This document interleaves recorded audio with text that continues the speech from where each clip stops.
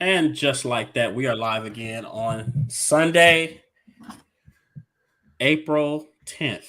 Man, this month going by fast, dude. This year It about to. is, man. It is, man. And I feel like I still got so much to do, man. So, but it is going by pretty fast, bro.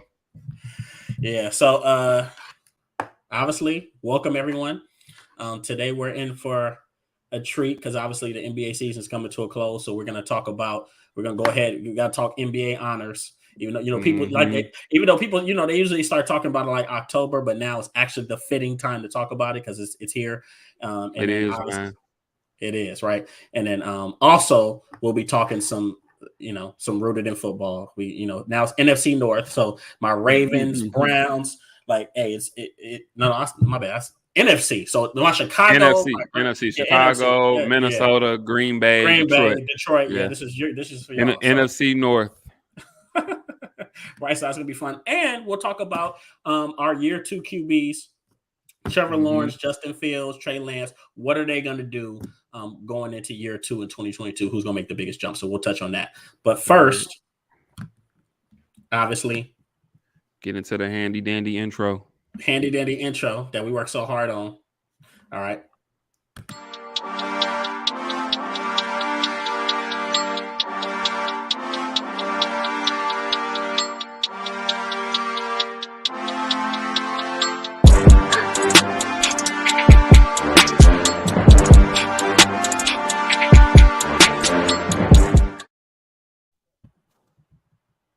And we Just are in like it. that. Just like that, we are in it. What's going on, my brother? How you doing today? Man, I'm all good, man. What about yourself, bro? I'm doing good. I worked out this morning. I had a Uh, minor. You tweaked my back, but hey, look. Oh yeah, and I'm on daddy duties. You know what I'm saying? Got the kids this weekend, so yeah, man. Well, Another day in the life, but get to do something I love, something I enjoy. exactly. Look, I was about to throw a jab, but I'll throw it anyways. I was gonna stop, but let me throw it anyways. I was hurt. I'm hurt. I'm not feeling good, but hey, man, sometimes even if you're hurt, you're not feeling good, you still got to play. Unlike LeBron, because he's Oh, with the with uh, the with the playoffs on the line, just going. Man, let me go and sit mhm. down. He said, "Let me go and sit down." Oh Lord. Well, That's another all topic good. for another day. Another topic for another day. But all good. So I guess the first topic we're gonna jump into is obviously March Madness. We just saw Kansas beat North Carolina 72 to Yes. 69.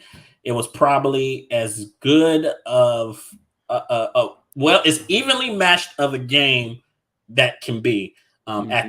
that level because I know we've seen some championships where it's been a little bit more lopsided, but obviously these teams were matched up very very well for each other. They What did. were what were some of the things that you've seen in this game that stood out? Who are the impact players, and why did Kansas win? Well, first of all, let me just say that in all honesty, and I am a North Carolina basketball fan. But in all honesty, the better team won. The more consistent team throughout the season, the better team won. Plain and simple. You know what I'm saying? If you checked it out, you seen first half, North Carolina came out, and as the first half was coming to, I believe they ended the first half on a 13-0 run, went into halftime up 15. And then coming out of halftime, I don't know what speech Bill Self gave to Kansas during halftime. They came out of halftime like gangbusters. Um, they came out of halftime, went on a run themselves, cut that lead all the way down to 2, and then coming down the stretch, you just knew it was gonna be back and forth. You knew it was gonna come down to the wire. I think one of the guys that really paid dividends for Kansas, especially in the second half, was Remy Martin. Yes. Remy Martin. I believe he's a fifth-year senior. Mhm. Another transfer, one of those COVID transfers. He had been playing at Arizona State, I believe, and then he Mhm. came over here to Kansas and paid dividends for him. He came out in the second. I think he had 14 for the game, but I believe he hit 3 of his 4 threes during that second half, and he really kind of got him going in the second half and got him right back into the game. David McCormick had a double-double with 15 and 10. Agbaji, who's probably, I believe Agbaji is probably the only possible lottery pick in this game. Mm-hmm. Agbaji, he kind of got himself involved in the second half. He ended up with 12.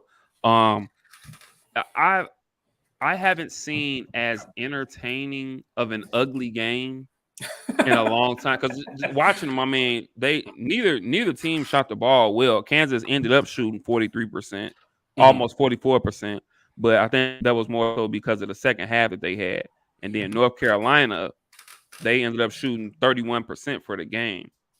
So I mean, it was about as entertaining of an ugly game as you can ask for. You know what I'm saying? Just seeing the runs that both teams went on, and just seeing how the momentum was swinging and the change of emotions between both teams. It was about as exciting of an ugly game as you can ask for. But I still think, all in all, everyone got their money's worth. Both teams have a lot of guys that are leaving, a lot of key guys that are leaving. They're gonna play in the NBA. Yeah, I spoke on Kansas. Agbaji's a senior. McCormick's a senior. Obviously, Remy Martin is a senior. So those are guys that are all either going to play at the next level, or they're done at Kansas. And then even at North Carolina, Brady Mannix a senior. I believe somebody else. I think Bacot's a junior, but I think he may, considering the run that he had, he may look at his options. Leaky Black, their starting point guard, he's a senior. Bacot, looking at the tournament that he had, he might consider jumping. Caleb Love, although Caleb Love did not have the championship game that I think a lot of people expected him to, yeah. But he had a really good tournament. And so, I mean, it's possible that he can jump. He's a sophomore. It's possible that he can jump. But yeah, I think both of these teams are going to look really different next year. Yeah, but all in all, man, it was a great tournament, great game. North Carolina got hot at the right time as an 8 seed, and they got all the way to the finals. And shout out to them. They had a phenomenal season. They played their best ball down the stretch. Shout out to Hubert Davis in his first year as head coach at North Carolina. I see nothing but great things for him. I see him following in the pantheon of great North Carolina basketball head coaches. So, yeah, man, it was a great game, and congratulations to the Kansas Jayhawks. And one thing, and obviously just to show North Carolina a little bit more love, one thing I noticed, early in the game, it was funny because it was almost like they were mirrors of each other. North Carolina was getting a lot more rebounds. They was getting a lot of second chance points, second attempts. As a matter of fact, I think Manick, Davis, and Bacot all had double-digit rebounds. And I think like none of them had less than 12.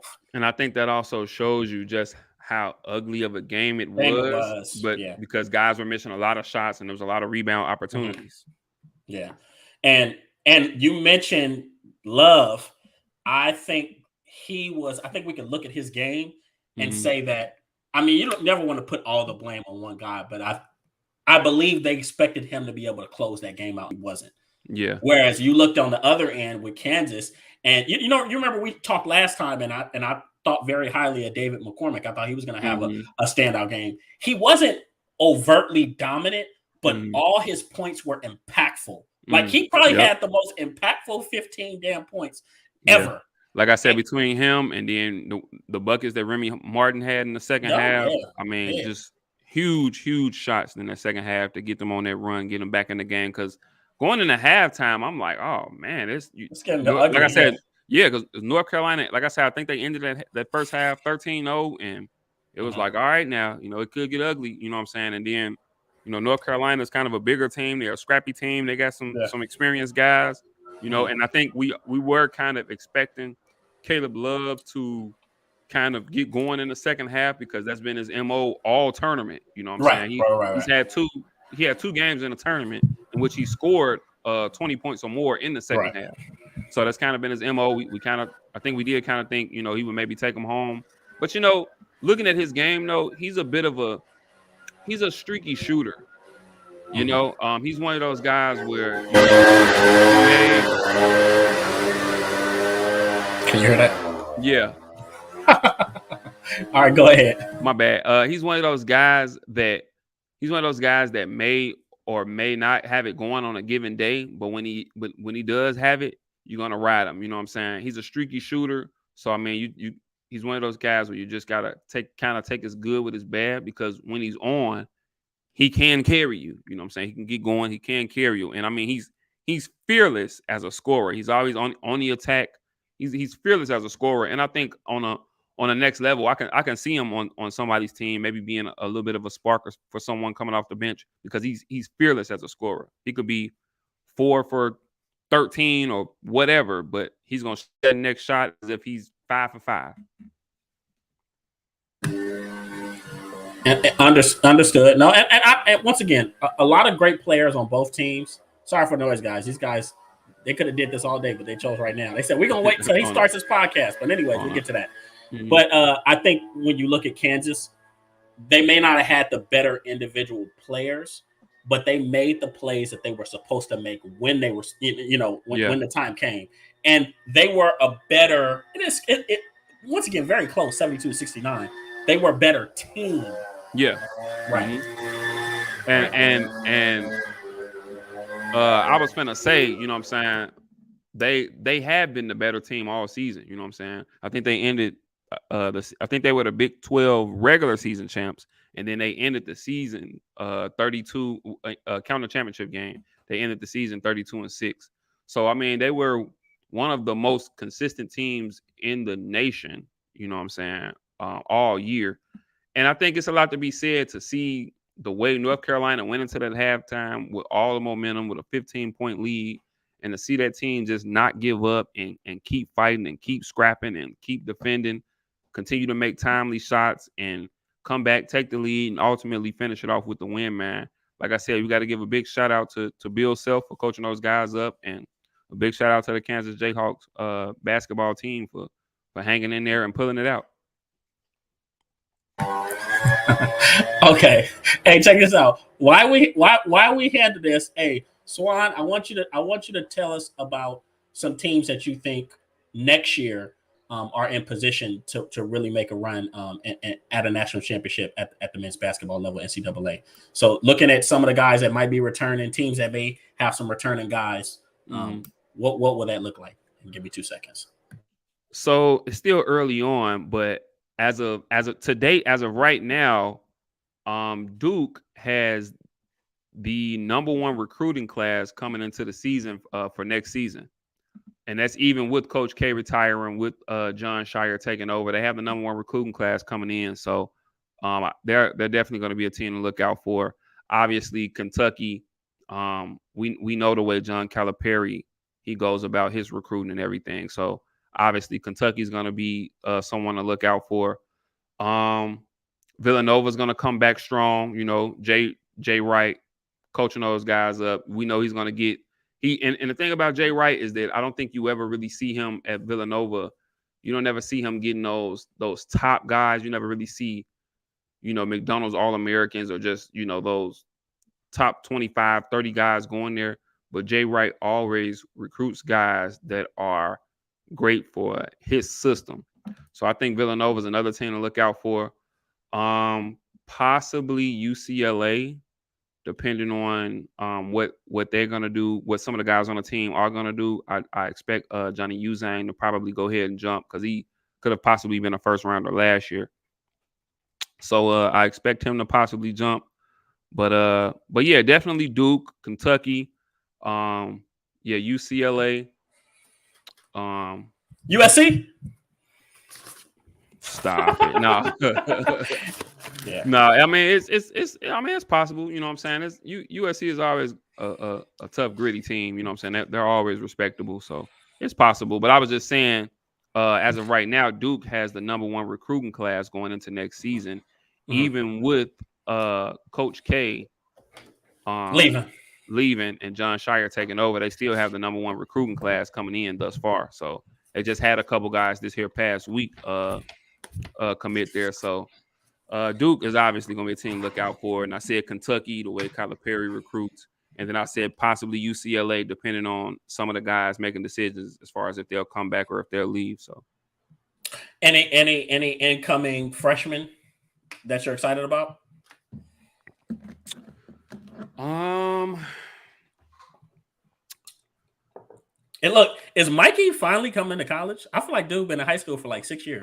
Crazy enough, I believe. Don't quote me on this. I believe Mikey has another year because I believe, if I'm not mistaken, Mikey's in the same class with Bronny, this kid DJ Wagner, who is toward the top of his class. I think he's still in school.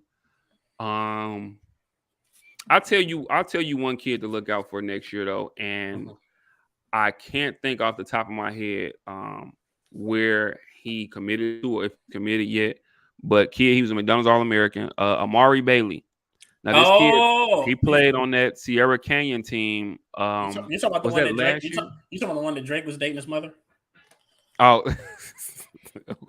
possibly. Same kid. So if I'm not mistaken, I believe he's originally from Chicago. He went out there to Cali.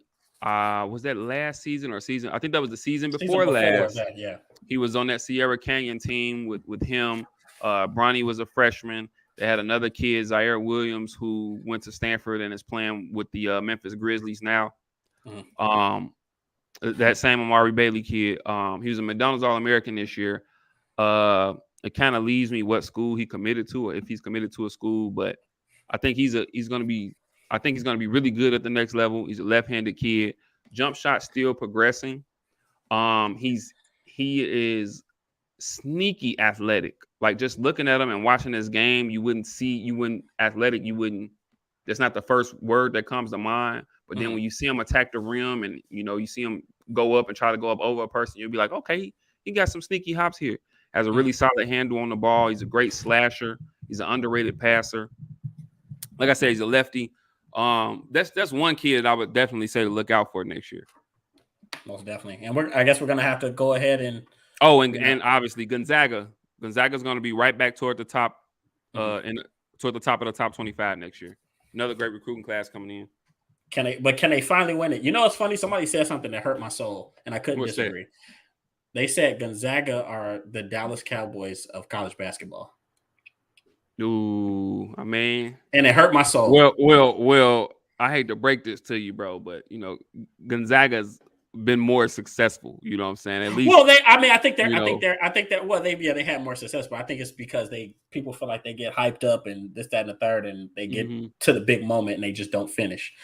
Yeah, and Mark Few is easily the best collegiate coach right now that hasn't won a ring yet. Easily, you know what I'm saying? And he's one of the best coaches in the nation. He has literally built that program from the ground up.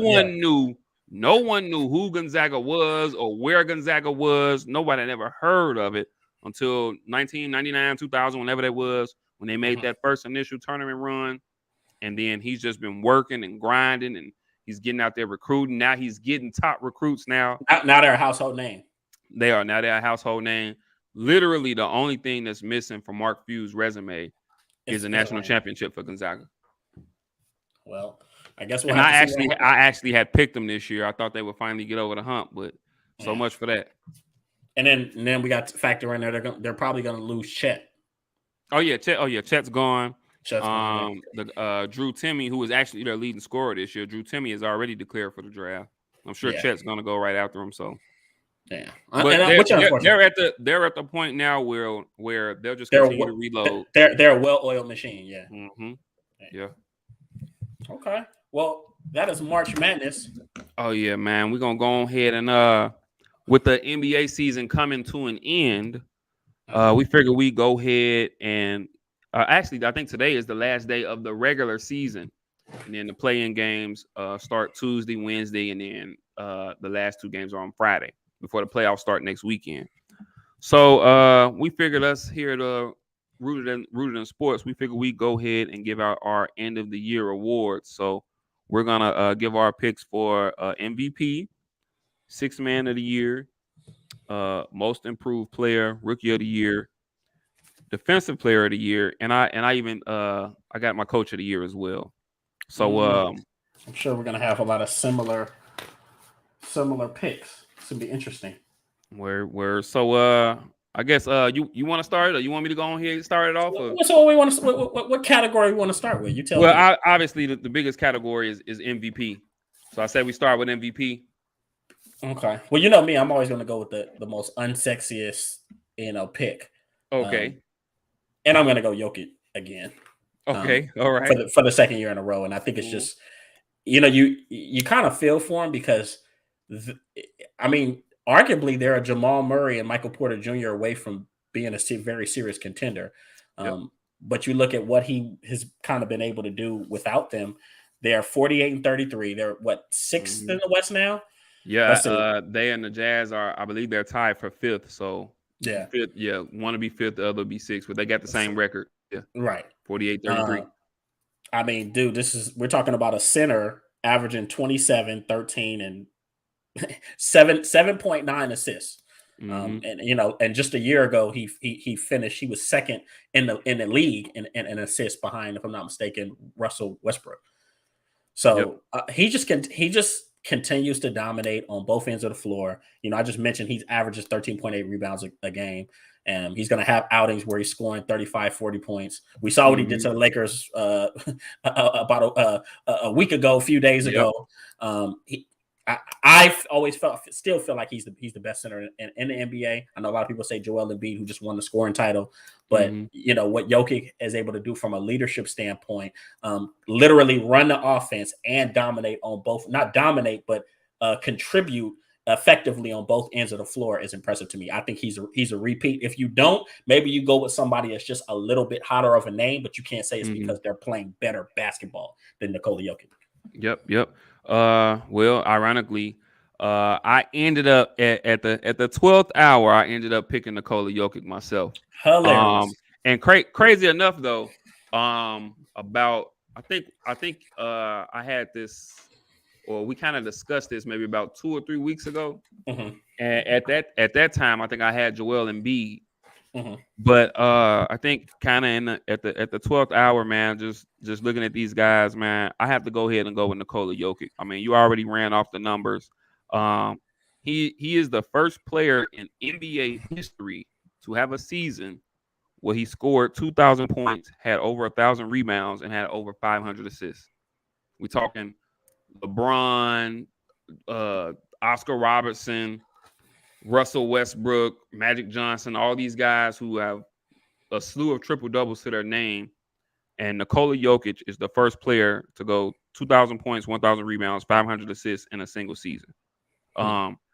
So I mean that's crazy. That's a crazy stat right there. And then, like I said, it was kind of neck and neck for me between him and Joel Embiid.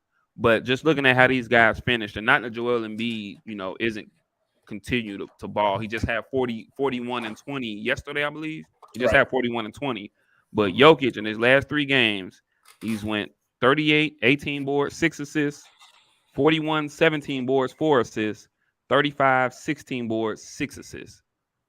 And as you mentioned, still no Jamal Murray, still no Michael Porter Jr., no real true number 2 option there. You know what I'm saying? Aaron Gordon, He has his Will Harden, moments. Gary, but Yeah. still no true number 2 option there.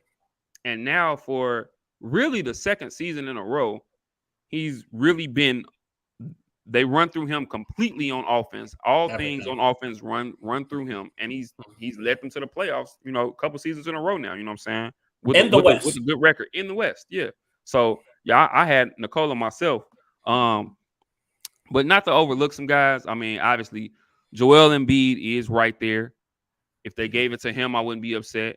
Giannis Giannis is right there. has If an they gave argument. it Yeah. to Giannis, I wouldn't be upset. Luka Doncic deserves some mention. Right. Ja Morant deserves some mention. My boy DeMar DeRozan deserves, some mention. This So is I probably. mean, I think mhm. this is probably the biggest. It's probably the most parity we've had in the MVP race in a while. Yeah, this is probably the Because deepest MVP pool we've had in right, a long because time. usually it's always one or two clear cut guys, but this year it's Mhm. like, I could eat like any of these guys in any given year could be an MVP. Like honestly, this year, and once again, I'm going with Nikola Jokic. Honestly, this year, Jokic, Embiid, or Giannis, even Doncic, if any 4 of those guys won, I You wouldn't wouldn't bat be an eye. upset. I Yeah, wouldn't bat an eye. you You wouldn't know feel what I'm like saying? somebody got robbed. I wouldn't, because all of those guys, all of their played this season have been deserving of MVP. So yeah, I mean, shout out to those guys there. But yeah, I think we seem to agree there. For me, definitely going Nikola Jokic. Um, I guess I'll jump in. I'll go to the sixth man. Um, Ooh. and my sixth man of the year for me, it was Tyler Hero. Tyler Hero, Okay. Miami Heat. He's getting about 20 points, 5 rebounds, and 4 assists on the season. He's shooting about 44% from the field, about 40% from the 3-point line. All of those numbers are career highs across the board. This is his third season in the league. Um, and considering last year, he averaged about 15 a game last year, but I think universally everyone kind of thought last year was a little bit of a down year for him, considering how he played and ended his rookie season in the bubble. I think last year you seen him kind of hit a little bit of a sophomore wall, kind of struggle, and it kind of coincided with the Miami Heat's struggle. But as you see now that he's came back and he's had this career year, now you look at the Miami Heat, 53-28, number one seed in the East. They will be the number one seed in the Eastern Conference for the playoffs. And I think that, obviously they got a slew of talent. They're real gritty. They're well coached. But I think Tyler Hero's play off the bench had a lot to do with that. He played 66 games this year. He only started in 10. So for him to be averaging 20 a game off the bench, it just lets you know that he comes right in and he's just a spark, man. He goes for it. So shout out to him. Yeah, and you could tell he's really worked on his game. I know people were getting on him. Was it during the off season? He said in himself he felt like he was in that same. We're not going to say he's necessary. This is necessarily the truth, but you had to love the confidence. He said he was in the same class as guys like a Trae Young and a Luka and I was just about to say, in his mind, he's just as good as any of those guys, if not better. You know what I'm saying? In his mind, and don't be surprised if, in the next year or two, he becomes his name as a legit number one free option agent guy. And don't be surprised if he tries to go somewhere and just expand his game and see if he can be that number one option or that franchise guy for some team. I mean, hell, it could be Miami. It's not like, who does he really have standing from him? You love Jimmy. But I mean, I think we can go ahead and agree to say that Jimmy is more of a jack of all trades than a master of one, or he used to be a really good defensive guy. Then he was a solid offensive guy, and now he's just all around. But I mean, I still think Jimmy has one of the better all around games in the league. Of course he does. Yeah, I think that of late he's been running into some injury issues, so he has limited him. And it's kind of limited him. But I mean, I still think he's one of the better two-way players in the game. Come playoff time, I still fully expect him to go out there and beat Jimmy Butler. You know what I'm saying? So give you that 17 to 15, 17 to 20 a game. Yeah, and then in the playoffs, I mean, I expect that to even rise. He'll probably get 20, 21, 22 a game. You know what I'm saying? Right. And they're a very well-rounded, well-coached team. You know what I'm saying? And they're tight. They are, you know what I'm saying? They defend like nobody's business. They got a bunch of guys that can shoot the ball, a bunch of selfless guys. Like nobody's on there really, especially offensively, nobody on that team is really selfish or jealous or just feels like I got to get my numbers. Like that's truly a team that on any given night, any one of those guys could have 20, 25, whether it's Lowry, Butler, Hero, Bam Adebayo, any one of those guys could get 20 points on you. 25. So for 6 and then they got Oladipo back. Not to cut you off, Oladipo's back, and he seems to be healthy getting into the postseason, and that could be big for them as well. Which you hope, because we were a few years ago we were talking about Victor Oladipo taking the next step, really becoming one of the better. Yeah, before the injury. Yeah, before the injury. Yeah. So I was becoming a big Victor Oladipo fan. So hopefully he may not ever be the player that he was kind of trending towards becoming, but maybe he could still be a really good contributor for that team. And man, if he can add them just a little bit extra firepower, I mean, hey, hell, they can shock some people in the East. And it's great to see him back. And over the past few games, he looked like he was kind of, getting his legs and kind of getting a little healthy. Did he and play a it'll be lick? good. Did he play a lick for Houston? I don't think he played a. Um, I don't think so. I can't I don't. recall it. I don't think Yeah, so. yeah. I don't think he played about a lick. So yeah, they had him and traded him away. But okay. So for six man, I chose a surprising candidate. I don't think anybody would have expected this in 2022. Mhm. But Kevin Love. You know, Oh, okay, you okay. know, Kevin Love has. It's funny because I don't think we have seen many guys go through the transformations or their career has evolved as many times as Kevin Love's career has evolved. Mhm. Obviously he came into the NBA at the UCLA, became a dominant force with the Minnesota Timberwolves, and people were essentially some people were saying he was the best power forward in the NBA. He could score. I believe for a time, maybe like a 2-year Years. stretch. Yeah, he kind of I think was. he was. I say he Yeah, was. he was obviously damn near averaging double digits as a rebounder, and he Mhm. was a really efficient scorer. And then he goes from that legitimate number one option to Mhm. going to Cleveland and becoming, I mean, maybe a little bit. I ain't gonna say a little more, but he was essentially became a third option. But he was a spot up Yeah. shooter, wasn't crashing boards as much as maybe you would prefer him to do. But now he's settled into a role. LeBron left, and they wanted him to become the number one option. He did that for a while. It's best to the best of his abilities. Injuries kind of got to him, but now he's And a settled. little mental illness as well. He's been Right, really, really vocal about some of the mental mental issues health. that he had been going through. Mhm. Right, it dealt with that, and now you're seeing him settle into this savvy veteran support role, and I think he's such a great fit with a lot of these young guys: Darius Garland, Jared Allen, Mhm. Evan Mobley, and even though his numbers are down compared to years past, he's more efficient and plus another thing, I think he's really enjoying basketball again. You watch Kevin Love, you look like Yeah. he's really enjoying And I think that basketball. inflection of youth around him and the fact Yeah. that he's looked at as an elder statement and as a leader and as a team captain, Mhm. I think it's kind of reinvigorated him. And the fact that Cleveland has found some success this year, which Yeah. they hadn't really had since LeBron left. So, Yeah. yeah, They're I think 44 and 38. mhm.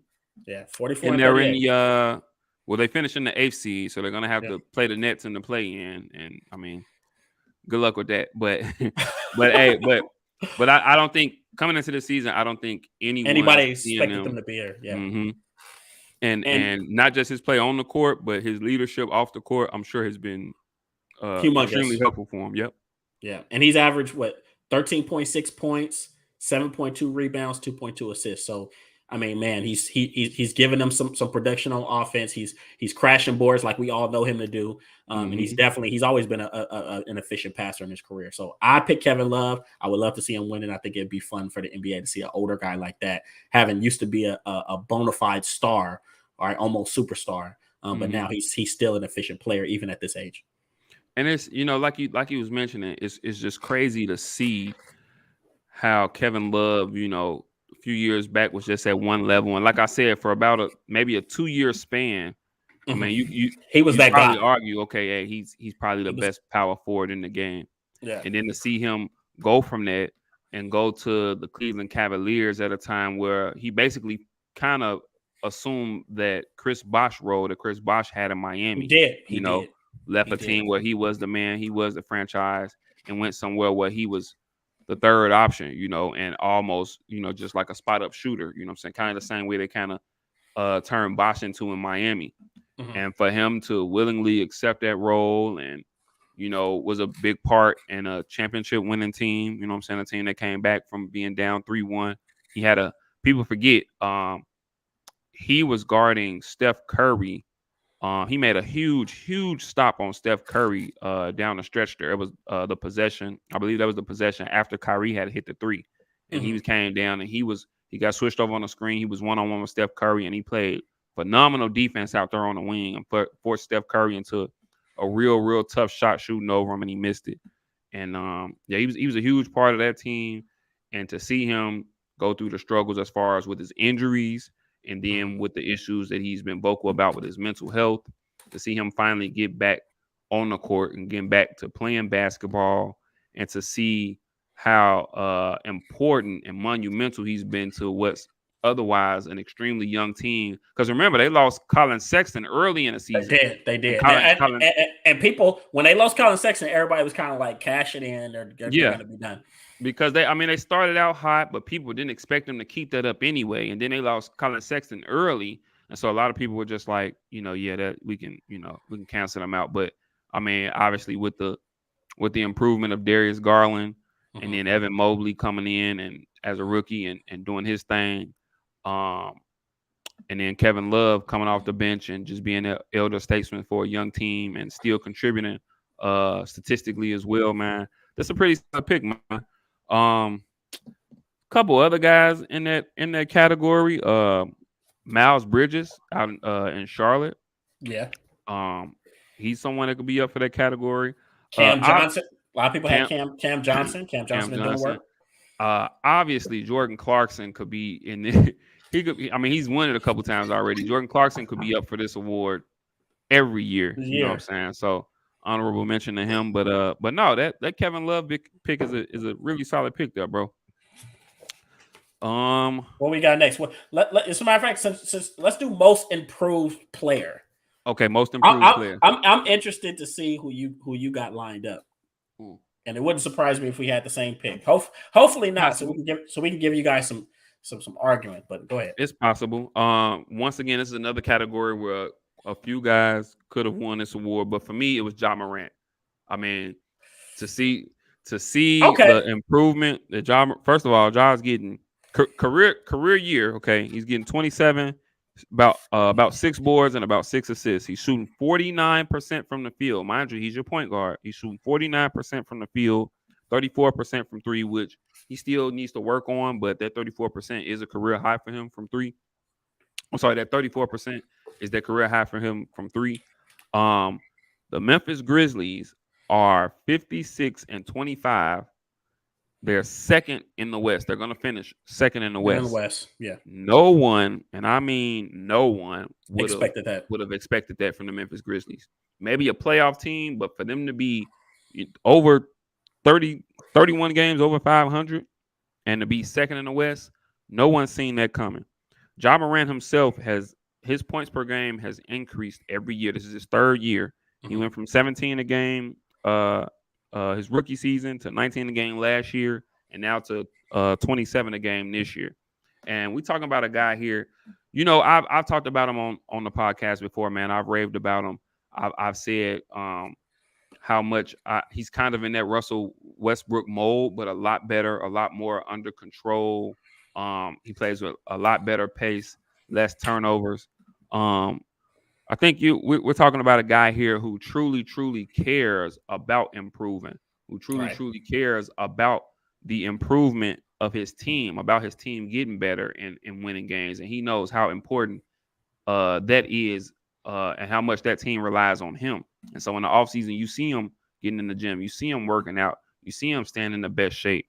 You know what I'm saying? And just to see how it's paid dividends from him each year, I think we've just seen him even his leadership, you know what I'm saying? Because I feel like he's the leader on that team. He's a leader. You know he's definitely a leader. And even to see him take ownership and leadership and responsibility on that team, I mean, I think for me, he is my most improved player this year. There's a few guys in that category, but for me, Ja Morant.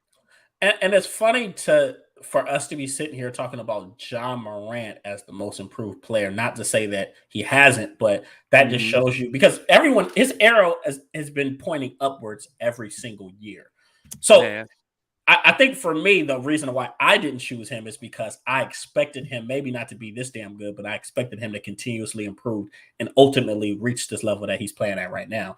And that's fair. That's fair. Yeah, it's fair. So, I mean, we just kind of seen his dedication to the game. You can tell he's really focused on becoming the best player he can be for that team. And he became a leader early on, something that, the guy you compared him to wasn't necessarily good at in the beginning. He had to grow a little bit more into becoming more of a leader. Indeed.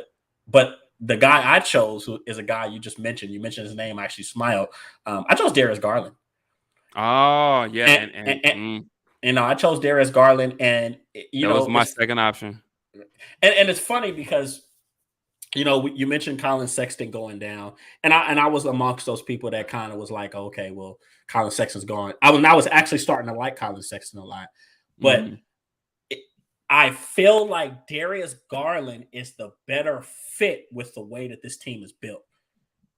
I think Darius Garland's it might be a tad bit. I think he's a better passer than Colin Sexton is. Yeah, absolutely. Yeah, Colin Sexton is, it's a scorer. He's a scoring point guard. He's gonna go, But you look at Darius, and it's funny because his numbers didn't jump that far. He was averaging, I want to say, 13.4 last year. He's at 17.4 this year, but he's averaging 6.1 assists. But you put him in that offense with two really good bigs in Jared Allen and Evan Mobley, who has been a pretty dominant force as a rookie. That is why they've improved so much. I don't know if this team looks the same with Colin Sexton. And honestly, I think we're looking at a possibility of them looking to explore possibly trading and getting some value for Colin Sexton because he may not just be the best fit for the team that they have and what they're building. So I picked Darius Garland, like I said, 17.4 points, 6.1 assists. And yeah, I mean, he's just efficient, man. So I like him. Still a young kid. But I think he's a throwback point guard. And he's the perfect point guard for their offense and what they're doing. You know what? And it's crazy because I actually had him as my he was like my second pick, you know what I'm saying? And I kind of went back and forth with this, but I think a lot of times, and there's another category that I kind of factored this into my equation as well. I think a lot of times when I'm close, as far as with situations like this, when I'm close on something, I kind of look at the team's record and the team's success. And so I think that's what kind of made me go with Ja Morant in this category, just because they've been so successful. And I think it was because of him. But yeah, I think Darius Garland was definitely my second choice. A couple other guys you can put in there. Miles Bridges, once again, out of Charlotte. Mikal Bridges from Phoenix. Another guy you can put in that category. There's a few guys that I could see winning this, but I think the two guys that we mentioned are definitely 1 and 2. So when the results do come out, I think one of those two guys will win it. Just seeing the way Darius Garland has stepped up since Colin Sexton left, the way he's stepped up and become that leader, become that point guard, and he, don't get it twisted, like the same way you said Colin is a kind of a shoot first guy, Darius Garland is a true point guard. He's a true point guard. He's a true leader, you know what I'm saying? He wants to pass first, you know what I'm saying? Right. I remember, and he was a pretty high draft pick, but I know for me when he came, and I think he went to Vanderbilt. He's a Vandy guy. When he came out of Vanderbilt, I wasn't too crazy about him, you know. And then last year, you know, it was okay. All right, him and Colin Sexton, you know, they playing together. I wasn't quite sure, and I guess I'm still not quite sure how they'll play or how they'll fit together. You know what I'm saying?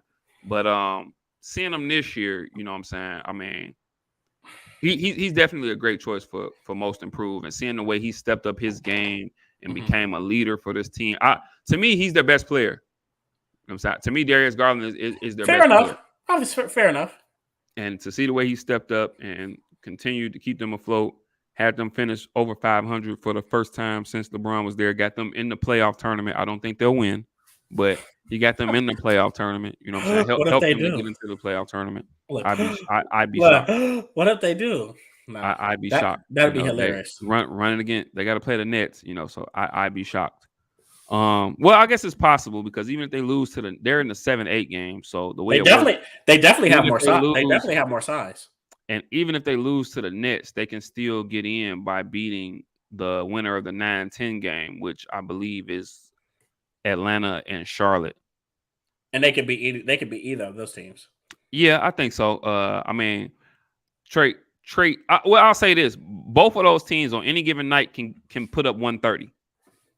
Atlanta and Charlotte. Okay, Charlotte just smacked my Bulls the other day. Came to the UC and smacked them the other day. But they're so streaky to me. They are, but they got some guys, you know what I'm saying, that can fill it up. You know what I'm saying? LaMelo Ball, Rozier, Miles Bridges.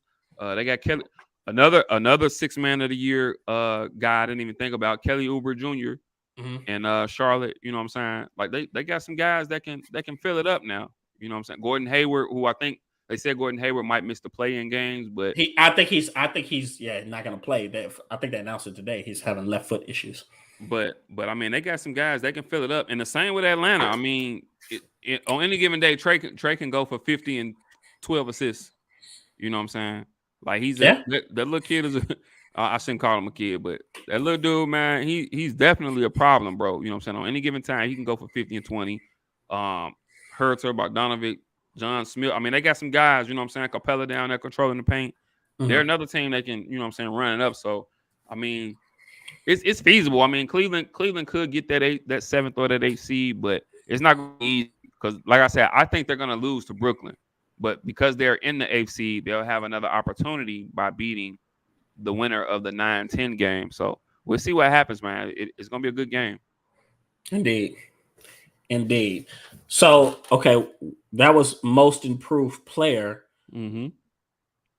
Let's go defensive player of the year. Who do you have? I think this is an interest. This year it has a lot of interesting names. It is, but I'm interested to see who you have. You know, I picked. I would say I had a pretty safe pick. Was it safe? Somewhere up in there. Let's see what you got. So I didn't go safe. I think some of the usual suspects, and obviously we know Rudy Gobert, Giannis. I mean, there's a few guys in this conversation. You could throw Marcus Smart in there. Draymond Green hasn't played enough games for me, but I guess if you want kicks and giggles, you can throw him in there. But a guy who I also said could be most improved as well, but a guy who I think has really, really paid dividends for his team, and they're the best team in the NBA by a long shot. But I picked Mikal Bridges from Phoenix. Man. So, well, first of all, he's getting about 14. He's contributing offensively as well. He's getting about 14 a game, 4 rebounds, 2 assists, and a steal a game. But obviously, his most monumental impact is defensively. He's taking on the other team's best wing player every night. Now, we're talking about a 6'6" guy with a long wingspan. He's helped Phoenix's 8th in defensive points per game. They have the 3rd highest defensive rating in the game. They're 6th in forced turnovers, and they're 3rd in opposition in opponent's field goal percentage. And Mikal Bridges has a lot to do with that. Like I said, he takes on the toughest assignments every night, and he does a great job on them. He's a 6'6" kid with a long wingspan. He moves his feet well. You know what I'm saying? He's able to get up and contest shots.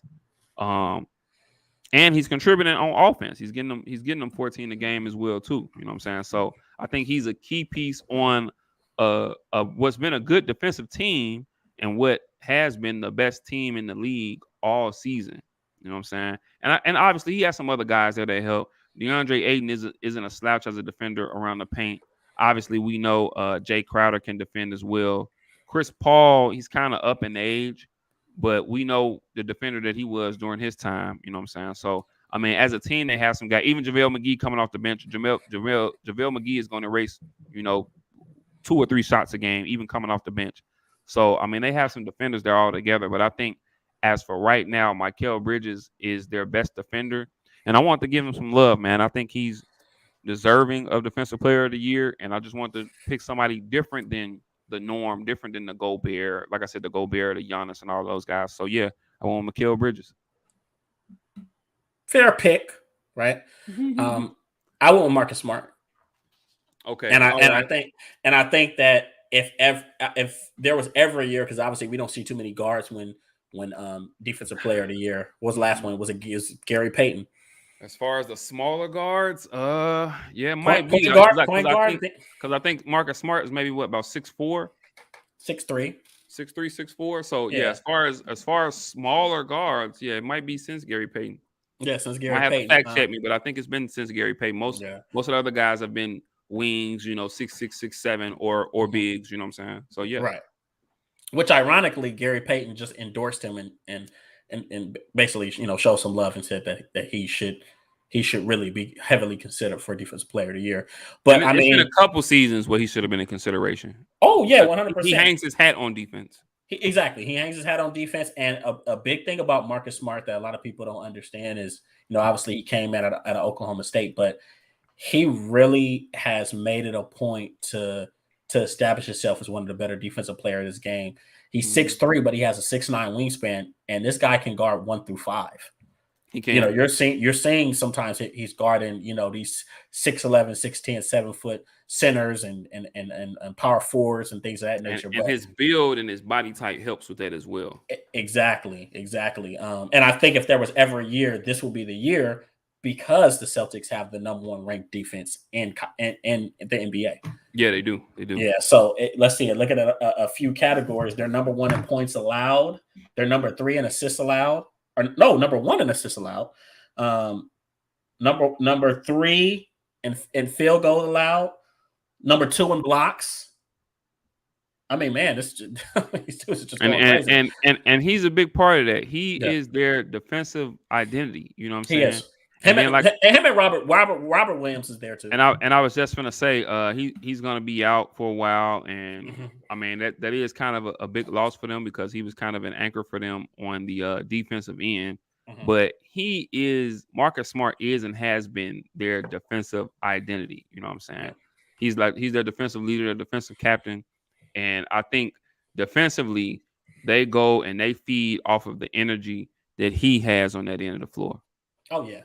And once again, not only on the defensive side, but he got a lot better as a 3-point shooter as his career has went along. He will knock down the open one. Right. So he's became like a true, true 3-and-D guy. But he's probably arguably one of the most important, if not the most important piece for them, because he keeps those other players clean and takes a lot of pressure off of them defensively. He does. Yeah.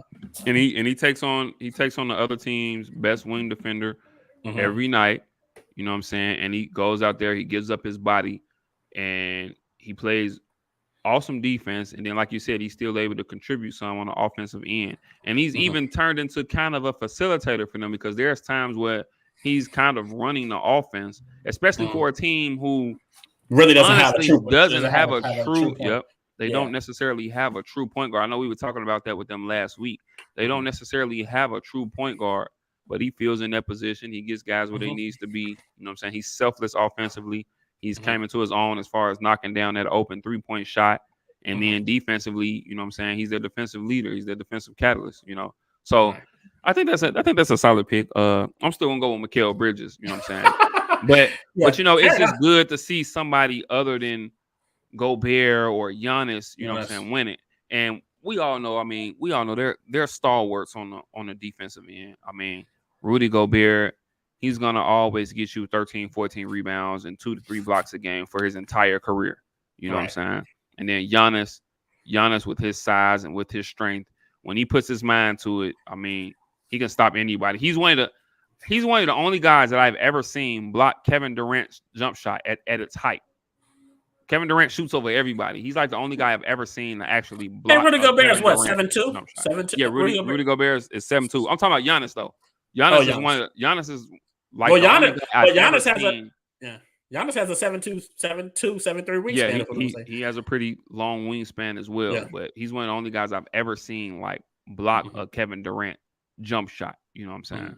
So I mean, those guys are deserving every year, but I just want to go with someone different and see somebody else shake things up. Yeah, so I hope Mikal Bridges does win it. Let's go rookie of the year. Let's do it. Rookie of the year, okay. So this is another category that was, when I say neck and neck, I mean literally neck and neck. Like their numbers are so identical, it's crazy. Now, first of all, let me say I didn't pick this guy, but the number 1 pick from last year, Cade Cunningham, with the Detroit Pistons. So at the end of the season, he definitely came on strong, and he showed why he was the number 1 pick. And moving forward, it's going to be interesting to see his progression and see how he continues to improve for them. So shout out to Cade Cunningham. I still think, looking at him, he probably has more upside than either of the 2 guys that I'm going to mention that I was kind of going neck and neck with. But for me, as far as rookie of the year, It was a 2-man race for me. It was either your boy Evan Mobley, USC product, uh, Cleveland Cavaliers, or Scotty Barnes, Florida State alumni, playing for the Toronto Raptors. And they were literally neck and neck. Their numbers are so identical, it's not even funny. And so, like I said, in cases like that, I kind of go to the team record and the team success. And the Toronto Raptors have a slightly better record than the Cleveland Cavaliers. And so that was my decision. And so I went with Scotty Barnes. Scotty Barnes is getting about 15 a game, about 7 rebounds, 3 assists. He's shooting 49% from the field. He's the Toronto Raptors after a really slow start for that team. They started out terribly this year, but after a really slow start, he's helped them get finish the season. Right now they're 48-33, and they're probably gonna finish 5th in the West. I mean, in the East. Excuse me. They're probably gonna finish 5th in the East. My Bulls, unfortunately, will probably finish 6th. Mm-hmm. But he's a 6'7". He was the 4th pick in the draft last year. Like I said, out of Florida State. He's a 6'7" kid. He's about 225. He's very versatile. Now, he's a guy who definitely still needs to work on his jump shot, get a more consistent jump shot. But he's a guy with a high motor. He's very versatile. And I think he went to a really good team for his skill set because he has a guy there in Pascal Siakam. Who has a very, very similar build, very same skill set, kind of be used in the same way. And so he was able to kind of, be there with Pascal and kind of mirror him and see what's made Pascal Siakam successful and kind of go off of that. You know what I'm saying? Like I said, if you watch his game, he definitely needs to improve on his jump shot, but he has a high motor. He will face you up and take you off the dribble, get to the bucket. He's a really good offensive rebounder, so he gets a lot of rebounds there. He runs the floor like nobody's business. Mm-hmm.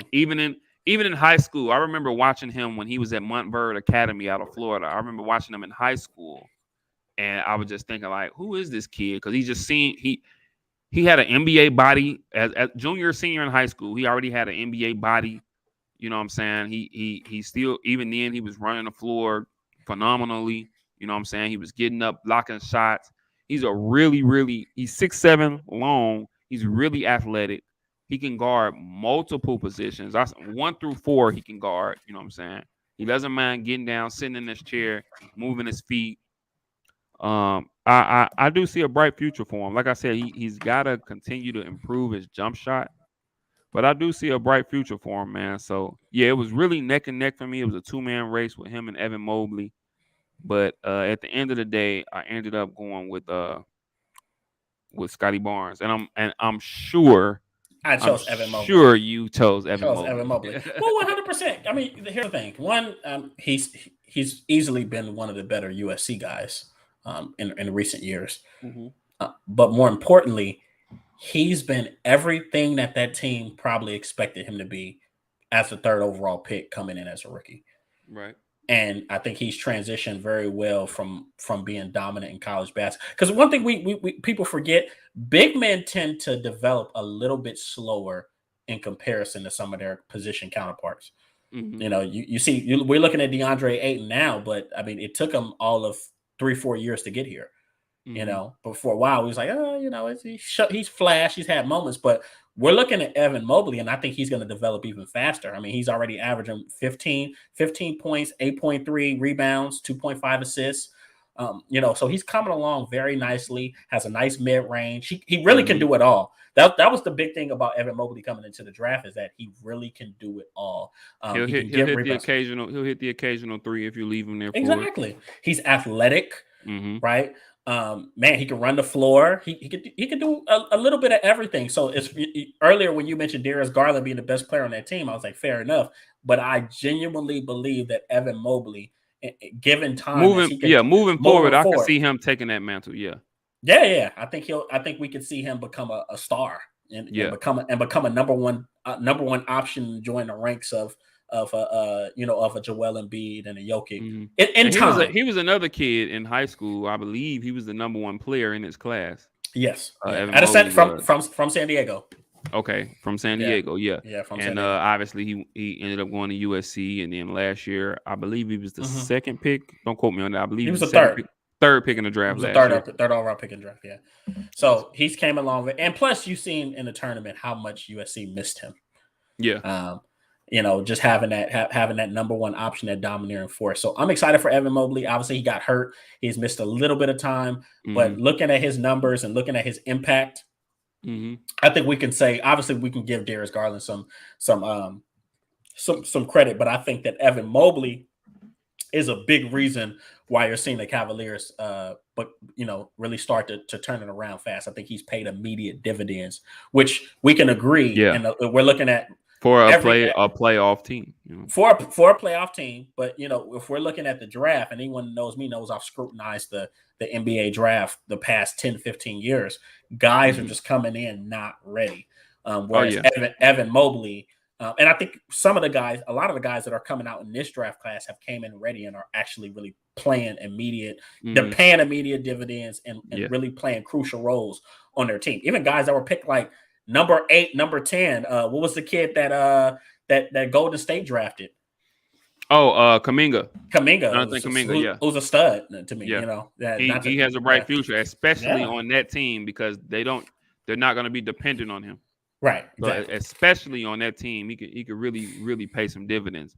Both guys, Scotty Barnes and Evan Mobley, both guys have a bright future ahead of them. Like I said, the kid Cade Cunningham, who went number 1 last year, as the season was coming to an end, I mean, he really started to pick it up. He did. He was really starting to get it, and I think he was hurt earlier in the season, and so I think it kind of slowed him down a little bit. But then once he got his feet up under him and whatnot, I mean, unfortunately, he's in a situation where, I mean, Detroit's going to lose some games. You know what I'm saying? They're not the best team in the world. They're going to lose some games. But you can see that he kind of was starting to figure out the NBA game. He was starting to get confident in his own game and realizing that he can be successful on that level. And, Cade Cunningham, he's a 6'7" point guard. He's a big point guard, yeah. Yeah, and so he was getting about 17, 5 and 5, you know what I'm saying, in the season. I do think Cade Cunningham has a bright future ahead of him. He showed why he was the number 1 pick. But I think as far as the rookie of the year goes, it has to be either Barnes or Mobley. So we'll see what happens. We'll see who was correct there in their decision. I knew you were gonna go Evan Mobley, though. Come on now, I gotta stay loyal to so. But it only makes USC. I'm gonna tell you, the worst thing they could have let happen was a player from USC come in the league and actually have some success. So trust me, I'm gonna be on Evan. Everyone that's watching, just know I'm gonna be on Evan Mobley. Watch the next, the rest of his career, but especially the next 3 to 4 years. Man, as he continues to ascend, man, they're gonna need somebody to round my black ass up. Anyways, and we talked about, though, there's some rookies that it's gonna be interesting to see how they progress throughout their careers. We talked about Mobley and Barnes and Cade Cunningham, Jalen Green. You mentioned Jalen Green. You know what I'm saying? Who he said? I'm a bucket. They asked him the other day at the press conference, what have you learned about yourself this season? He said that I'm a bucket. You know what I'm saying? And hey, what can you say? You got to like that confidence. What can you say? You know what I'm saying? But he's Jalen Green is another one, phenomenal upside, a freak athlete.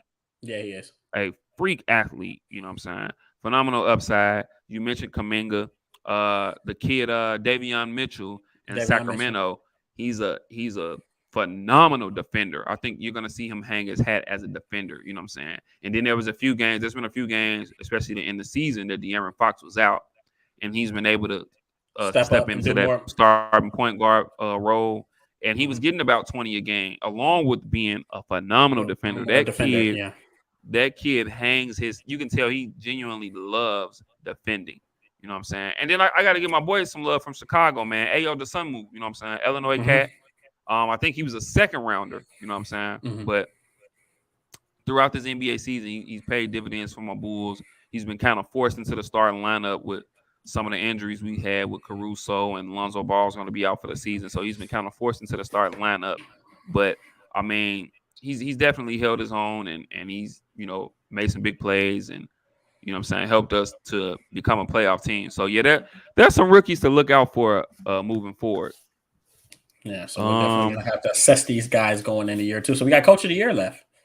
Coach of the year. I feel like we probably have the same guy, but I don't know. I don't know. I might surprise you. You want me to start? Go ahead. Let me hear it. Go ahead. Okay. So, you know, when looking at the coach of the year, you know, I chose. Give me just a second. You know, I want to drum roll.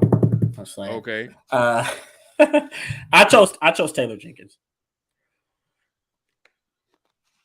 You know, I think if you look at what he's done in Memphis, turning them around, I think they were what, 37, 34, 38, 34 last year. And you mentioned their record, they're 56-25. But I'm gonna tell you the biggest component or the biggest thing that stands out to me. They've won 20 of their last 24 games without Ja Morant. Yep. 20-4 without him. Yep. And that shows he just came back. He just came back last night. That was his first. He just came back last night, but that shows you that that's a well-coached team. You know, obviously they're deep with talent, but he's really put those guys. He's really developed a next man up type of mindset where those guys feel like they can beat anybody in the world without Ja Morant. And Ja Morant is. We just talked about him. He's an otherworldly player that's an MVP candidate. So easily their best player. Not even an argument. Not even an argument, right? But once again, they're still and we look at some games. They weren't just beating guys; they were putting it on people without Ja Morant. So you know that a lot of young talent on that team. A lot of young talent, and just looking at how he's really built that culture. That's what I think he's the coach of the year. I really do. Because nobody expected, you mentioned earlier, nobody expected Memphis to be the number 2 seed. I think we talked before the season started. You were telling me, man, I feel like they can be a 5 or a 6. You know, they can surprise you. Will be a 5 or a 6. I thought they'd improve, maybe get out of the play-in tournament, but right. Number 2, 30-some games over 500. No. Yeah. So that was my pick. Well, I must say that great minds tend to think alike. I knew it. Because that's exactly who I had, Mr. Taylor Jenkins. So he's been their coach since 2019. He came over from the Milwaukee Bucks. He's been coaching them since 2019. And since he's been there in 3 seasons, they went 34-39, 38-34, and now this season they're 56-25. He came over, him coming to the team coincides with Ja Morant getting drafted. And now this year they're 56-25. As you mentioned, they're 20-4 without Ja Morant. They have their 5th in defensive rating in the league, so they strap up. You know what I'm saying? Right. And I think to see what he's gotten and how he's gotten the best out of a ton of young guys is incredible. You know what I'm saying? I believe Steven Adams. I believe Steven Adams might be the oldest player on their team. And Steven Adams is only like 28, 29. 29, yeah. And I believe he might be the oldest player on that team, you know. And then we talk about what they've done without Ja Morant. I think coming into this season, you probably would have argued that Dillon Brooks was their second best player. And Dillon Brooks has missed the majority of the season. Right. You know what I'm saying? And he's still been able to not just keep them afloat, but have them excel. Right. And to see how he's gotten the best out of some of these guys, you know, Jaren Jackson Jr., who I liked coming out of Michigan State, you know what I'm saying? It's coming into his own. And another guy that we could have thought about who could get some consideration for Defensive Player of the Year, Jaren Jackson Jr., if I'm not mistaken, he leads the league in blocks. And that's in front of Gobert. If I'm not mistaken, he leads the league in block shots per game. Another stretch, he's a stretch big, you know what I'm saying? He would step out there and knock that 3 down with confidence, you know what I'm saying? Desmond Bane, who has came out of nowhere. I was sitting back, I was trying to think I think it's Iowa State. I don't even want to lie to you. I think he went to Iowa State. I don't even want to lie to you, but I mean, he's just come out of nowhere, and I mean, you can't leave him open. No, you know what I'm saying? Like Desmond Bane's knocking down shots. Tyus Jones from Duke, he comes in off the bench and he pays his dividends. Steven Adams was there as a leader. They got oh my God, I can't think of his name. Kyle Anderson came over from San Antonio. I mean, they just got a real solid Zaire Williams. They just got a real solid group of young players who have bought into what Taylor Jenkins is preaching, and you've seen it pay dividends. You know what I'm saying? Obviously, it's also coincided with the improvement of Ja Morant. But yeah, to see what Taylor Jenkins is doing with this team is phenomenal. And he's a young coach. Right. I think Taylor Jenkins is only about 30, 37, 38. Maybe he's a young coach, you know what I'm saying? And maybe that's why he kind of relates to these guys. Connect with them a little bit better. They're a young team, and he's a younger coach. So, yeah, man, great minds think alike. Taylor Jenkins. I think this is a situation, or this is an award that obviously Monty Williams and who's the Phoenix Suns head coach. I can see. Yeah, he's been a phenomenal coach. Right. And it's but I think the world is see him. Yeah, I think now they're just kind of figuring out. You know what I'm saying? I think you should be able to tell how good a coach he is by how Anthony Davis felt when he left New Orleans. You know, Anthony Davis loves Monty Williams. You know what I'm saying? And rightfully so. He's a good coach. He's a great basketball mind. He's a former basketball NBA player himself. So Monty Williams could definitely get some consideration there. I can't think of his name, but the coach there in Cleveland could get some consideration because nobody expected him to even be in the play-in. Right. Eric Spoelstra, who has Miami number one. Spo. You know, Spo can get some consideration there. I don't think anyone's seen them being number one in the East. There's quite a few guys. Even Jason Kidd, even seeing the way, even seeing the resurgence that Dallas has had, you know what I'm saying? Because they're on the defensive end, though. That's on the defensive end, especially seeing how they started out slow. Obviously, we know Luka comes into camp out of shape, but every year. But Abi got dog when he get into shape, boy. That was something else, man.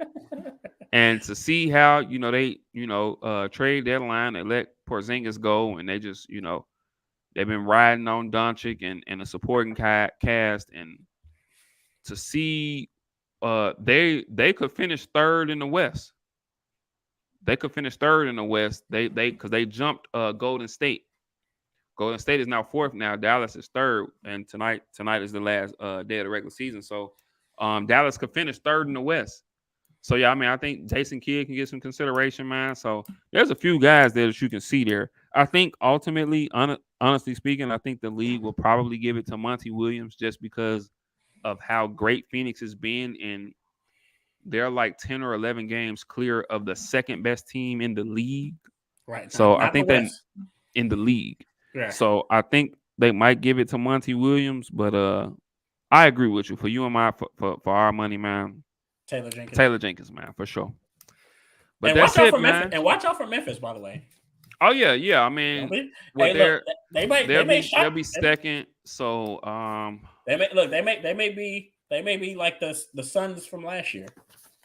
That's possible, And they'll be second. I'm trying to think who's the 7-8 game in the West. So that'll probably be who's seventh in the West?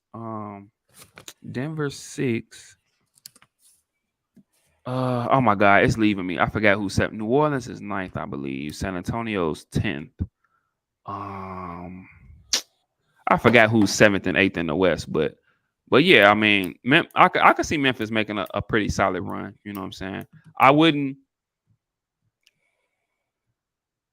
want to. If I was them, I wouldn't want to play like a Denver. I wouldn't want to run into a team like that'd be a tough matchup for him. I believe so, man. Just because I mean they're tested, they're playoff tested. You know what I'm saying? Memphis is still relatively young. You know what I'm saying? Like I said, last year I think they got knocked out in the first round by Utah, if I'm not mistaken. So they were in the playing game, won, and they got knocked out in the first round by Utah. So I could see them making a Phoenix-like run.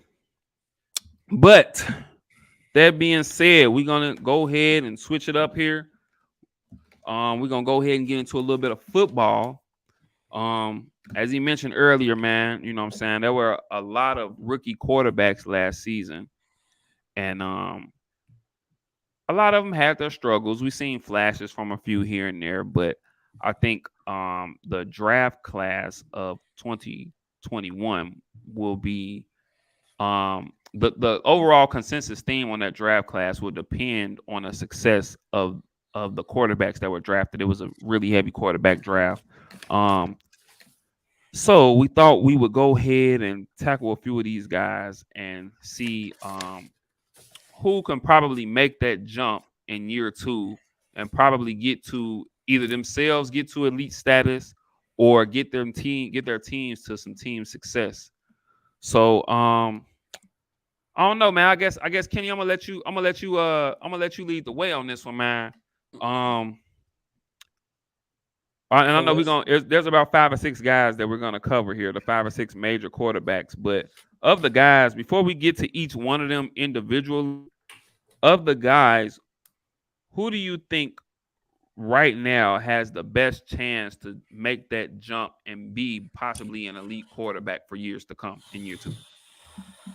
Okay, so that's a difficult question to answer because there are so many variables that go into it. You have to look at potential, and then you also have to look at situation. If we're talking about potential as far as just pure ability, I would go Trevor Lawrence. Okay.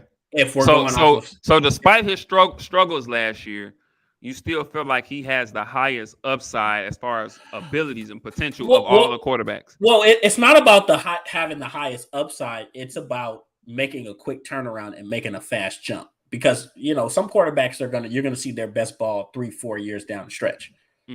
So which I feel like is Trey Lance. Which, speaking of Trey Lance, I think if we're talking about situationally, I think he's in the best situation. That's what I was gonna say. I feel like Trey Lance, maybe Mac Jones, but I feel like Trey Lance is in the best situation as far as to be successful and the team continue to be successful. Oh yeah, 100%. Because if we're looking at Trey Lance, or even if we're looking at San Francisco, one thing I love about Kyle Shanahan is Kyle Shanahan is not going to demand too much from his quarterbacks. Right. We watched Jimmy Garoppolo in the playoffs. Kyle Shanahan is drawing up layups for him. And this is nothing against Jimmy Garoppolo because I think he's made some big passes when he needs to, and he shows up clutch more often than not. They've won a lot of football games with him, but Kyle Shanahan is easily, I think now we're creeping towards saying he's easily one of the top 3 or 4 best play callers ever in the history of the game. Just seeing some of the things that he's done. Kyle Shanahan, yes. I think he's really creeping up there. That's a major statement now. I mean, it is. But if you look at his that running scheme and the running backs that he's taken, let's be honest, these guys aren't superstars. Raheem Mostert isn't a superstar. They just drafted kid Trey Sermon. They had Matt Breida, who was looking like a superstar there, a superstar running back. JaMychal Hasty. Like these guys aren't superstars. It doesn't matter who he slips back there. No, but his scheme is so good. So, just to kind of go back to quarterbacks, Trey Lance is not going to have so much demanded from him. He's going to just let him exist. He's going to use his athleticism a little bit, but he's definitely going to create some layups. And now the playbook is going to be a little bit more expanded because Trey Lance gives you a little bit more arm talent than what you had with a Jimmy Garoppolo. So how about this? Let's start from the beginning. Let's start with Trevor Lawrence. Okay. Now, Trevor Lawrence, here's the thing. I think when we're looking at Trevor Lawrence's situation, I think he handled it so well. The struggles? He handled it very well. And we also, I guess we have to mention what happened with Urban Meyer as well, and excuse my language, the shit show that was of Urban Meyer. It was a travesty. Yeah, it was. Yeah. But Trevor Lawrence, and you know what's crazy is that I mean, call me naive. I actually liked Urban Meyer there, and I actually liked him as a coach for him. Yeah, you know what I'm saying? I actually thought that he could possibly be successfoul. I took the fool's gold too, but the thing about the NFL is that it's going to show you your true. It's going to show you who you really are. It's not college football. You're not recruiting and getting the best guys because of the name of the institution or or the brand. So you got to really roster building is a real skill and a real talent. But It is. that being said, Trevor Lawrence, one thing I said about him when I was prepping for last year's draft, one thing I loved about Trevor Lawrence is that he never seemed rattled. He was always calm. And I felt like compared to the other quarterbacks in his draft class, that he was going to be able to handle the ebbs and flows of becoming a professional faster than anybody else has. So I think Trevor Lawrence, granted, if Doug Peterson makes the necessary changes, everything will work out. But I think if you put any of those other quarterbacks in that situation, it could almost ruin them, because I don't think they were ready for that type of situation losing. So this Trevor Lawrence is a guy that's won his entire football career. As a matter of fact, and he came in and started from jump from day one. From jump. And let's see his stats. He had 3,600 passing yards. He had 12 passing touchdowns and 17 interceptions. So it's funny because he ended the season. He kind of struggled ending the season though. You know what I'm saying? He went through some headaches. Over his last 10 games, he only threw 4 touchdowns, and 2 of those were in week 18 against the Colts when they beat the Colts to keep them out the playoffs. Exactly. It was ugly.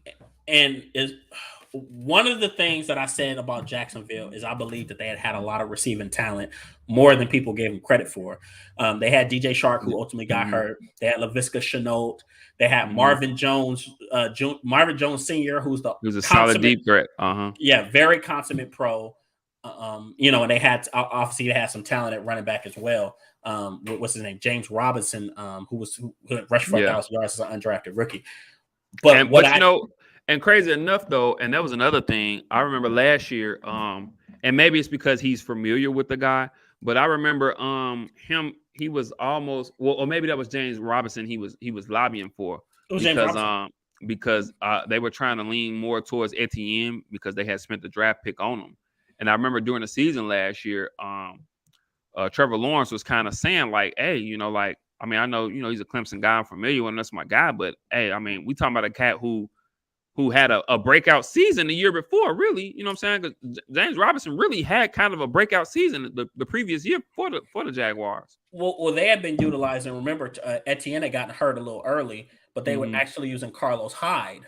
They were using Carlos Hyde a lot, and not really trying to utilize James Robinson, a guy who I think could do everything.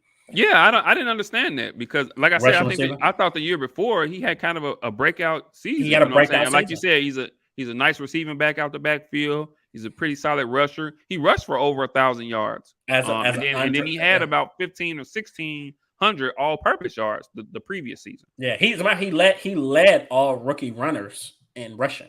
So, and guys that were drafted. Well, obviously he wasn't drafted at all. These were guys that were drafted within the top 3-4 rounds. So, just kind of going back, what I didn't take into account was it wasn't that Jacksonville didn't have talent. It was culturally, what would they be? And we saw that under Urban Meyer, and that's why they suffer so much. But they're getting Doug Peterson. A lot of people aren't a fan of him. One thing I will always say about Doug Peterson is that he's not a loser. When he was in Philly, they never had a losing. Well, they had that one losing season his first year, but they won the Super Bowl. But after that, they never won less than 9 games. Like Doug Peterson he's a winning head coach. He's won a Super Bowl, and he's a quarterback guy. So he'll pay immediate dividends. He'll really help Trevor Lawrence in his maturation process. They've added a lot of talent around him. So I know they added. Trying to see. I know I wrote it down, but Bo Peterson, let's go Rooting Sports. Shout out to Bo. Yeah, have y'all talked about that? Yeah, we should. Man, we had a whole hour. We had a whole hour on it, bro. You're an hour late. Hour and a half. Hey, when we get done, go back and view the stream. Okay. But I know they had a whole. They added Evan Ingram. Okay. They just signed Christian Kirk. Signed Christian Kirk for the biggest contract. So so what do you like? I don't know. I guess the verdict's still out. I'm not extremely thrilled about that Christian Kirk signing. Like, how do you feel about it? Do you think, because I feel like with that type of money, they expect him to be a number one. So do you think he can fill that role as a number one guy and really be what Trevor Lawrence needs? Okay. I wasn't too thrilled about that signing myself personally. It was a little bit more money, but I will say that Christian Kirk is gotten better every single year. Mm-hmm. And he's starting to become the player that maybe people thought he would. You know, at Texas A&M, his name was people called him Baby Beckham. Okay. So he was a stud at Texas A&M. He wasn't just a guy. So there's been a process, and they haven't had the most at quarterback. But I will venture to say, you guys are going to hate me for this. I'll venture to say that I think that he's going to a much more mature quarterback in Trevor Lawrence than he had in Kyler Murray, and I think that we'll see. Mature, yes. Maturation at this stage. Can we say better? I don't think we can say. I know at this point we can't say better. I think Trevor Lawrence has a higher ceiling than Kyler Murray. You think a few years? Oh, so really? So you think a few years from now, you think Trevor Lawrence will be the better quarterback? Okay, let me throw this out here. With the right culture and the talent that they have talent there. I think we can turn around in a year and he has a better season. Maybe they don't win more games because they don't have a better team, but individually he has a better, easily higher ceiling. Thank you. He has a better season than Kyler Murray, who I'm not a better season. Yeah, I think he has a better individual season. I don't know, man. I'm not super high on Kyler Murray the way other guys are. I think he's impressive. He's an impressive athlete, but when you watch his game, he falters. He plays terrible down the stretch. He does. He does. I think that might be his bigger issue is that, because he's so small, maybe the NFL game just kind of wears on him down the stretch of a season. But as far as their talent, I mean, obviously Kyler has some maturity issues. He has some things that he needs to work through as far as his personality and himself. But on the field, I mean, I'd be lying if I said I don't think Kyler Murray can be a superstar. I'd be lying if I said I don't. He has a talent. A lot of guys have the talent, but you have to look at intangibles, and that's an area that I think he's definitely lacking in.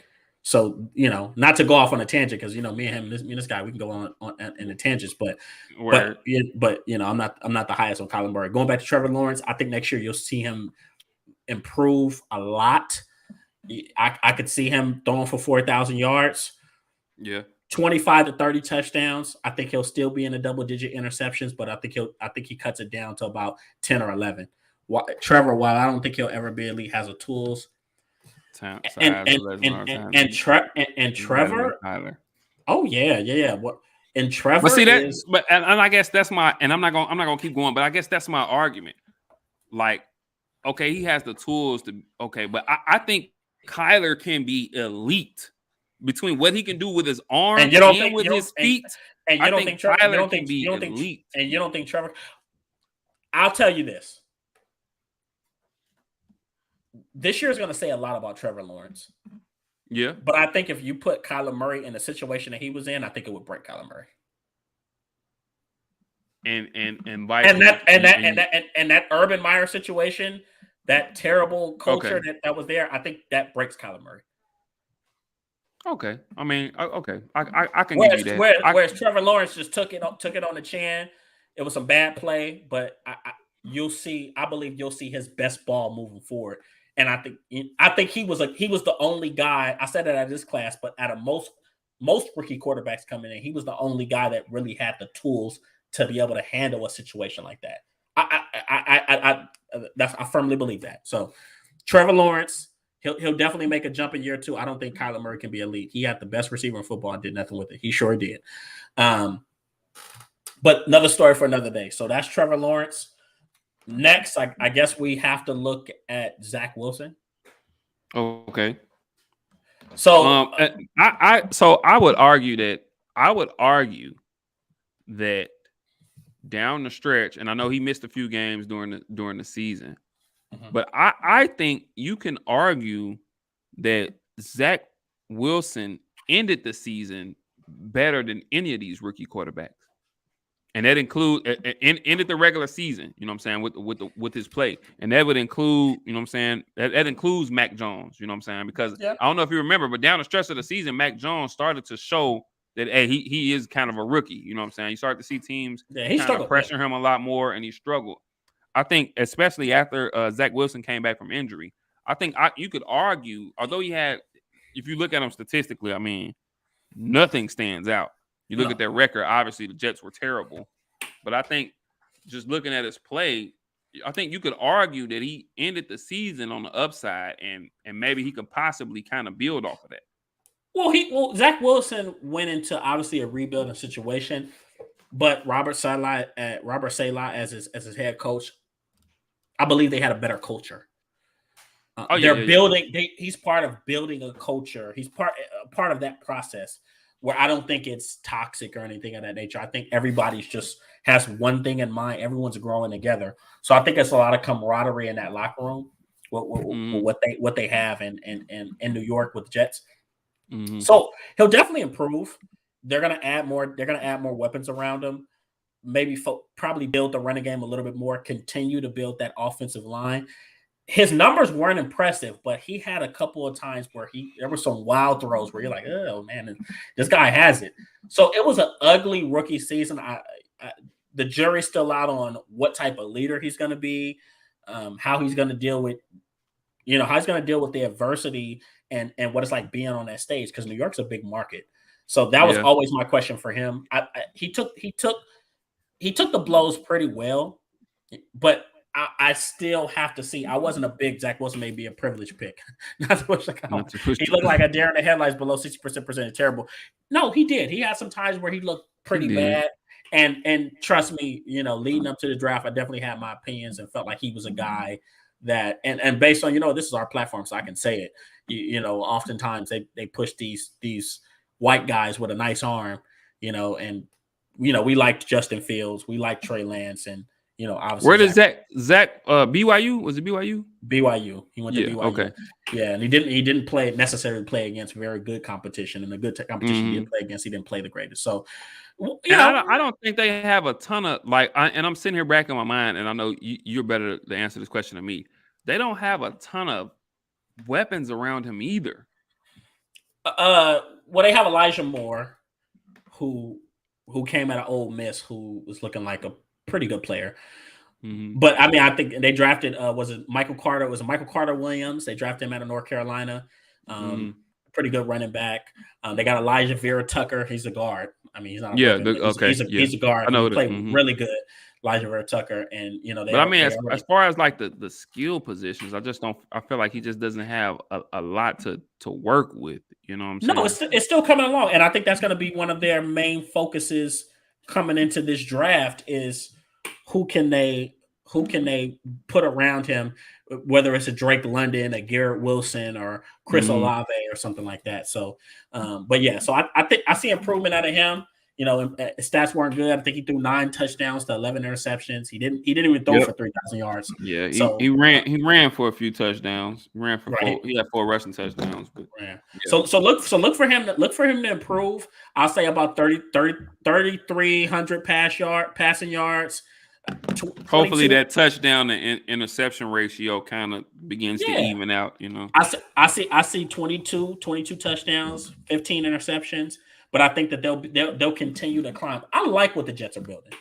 Yeah, and I like Robert Saleh. I like him as a person. I think he is starting to build a winning culture there. I think that they believe in him, especially him as an individual and the person he is. Yeah, I like him as well. Yeah. So trending in the right from direction. a winning culture. Came from a winning culture. Came from San Fran. So speaking of San Fran, obviously Trey Lance, we just touched on him. Best position of all guys. Kind of looking at a little bit. He got limited. I know he got limited playing time. Playing time. So, and here's my question to you, because they still haven't moved Jimmy Garoppolo. So just to be sure, coming into this season, hypothetically, even if they don't find a suitor for Jimmy Garoppolo, because I know Jimmy had the shoulder surgery, and I think that may be one of the things that's hindering him being moved. But hypothetically, let's say they don't move Jimmy Garoppolo. Do you think they still move on and Trey Lance is still their starter next season? They'll make him earn it. So you think there'll be a quarterback battle? Yes, and you think 100%. So you think you think if training camp, if Jimmy Garoppolo wins that quarterback battle, Jimmy will be the starter? Yes. And is that more so because they still kind of have a Super Bowl roster, so to speak? Yeah, well, they have a Super Bowl roster, and okay, so this is one thing I'll tell people about Trey Lance. He's in a great situation with very little pressure, but here's where the pressure comes. Mm-hmm. It's not whether he's going to play good, because I predict Trey Lance this year. He only had a couple. I think he only started 1 or 2 games last year. 600 yards, 3 touchdowns, somewhere up in there. Yep. I project him to have 3,500 passing yards, 25 passing touchdowns, right? Probably 10, 11 interceptions. He might rush for 500 yards as well. So I project him to have good statistics, but that's not where the difference is going to be. When you get to those crucial moments where it's time to play clutch ball, you can say whatever you want to say about Jimmy Garoppolo, but he can play some clutch ball. Yeah. He may not have a special arm, but he, in the clutch, he shows up and guys rally around him. It's very similar to Nick Foles in Philly. It's not that he was a superior talent to Carson Wentz, but it was something about in those moments, guys just rallied around him. They love Jimmy Garoppolo in that locker room. Mm-hmm. So that is going to be the dynamic. You could say Trey Lance is a better talent than Jimmy Garoppolo. But one thing you can't deny is that San Francisco has won a lot of games with Jimmy Garoppolo.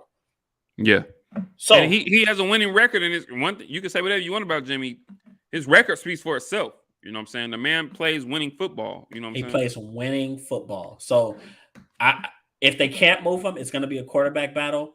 They're going to make Trey earn it. I think they want Trey to win it. But if he doesn't, I mean, worst case scenario, okay, a much cheaper option. He's still in his rookie quarterback. They would love for him to win. Yeah, they would love for him to win it. But if if it doesn't happen, okay, worst case scenario, you go back to the guy who you just had a winning season with and who you got to a Super Bowl with. So that's the worst case scenario if they absolutely can't move Jimmy Garoppolo. So Trey Lance, once again, good position. But if he can't do anything when it matters, that's going to be when the rubber meets the road. That's going to be when people are going to look like, oh, but Jimmy Garoppolo could have did that. True. So that's Trey Lance. I guess we have to go. Davis Mills or Mac Jones? Let's go Mac Jones. Okay, Mac Jones. So he threw for 3,800 yards, and I mean, looking at it, especially statistically and by team success, by all measures, you probably say, obviously, Mac Jones had the best rookie season. You know, he threw for 3,800 yards, 22 tubs, 13 interceptions. Obviously, the Patriots went 10-7, and we just spoke on how Trey Lance is in kind of the perfect situation.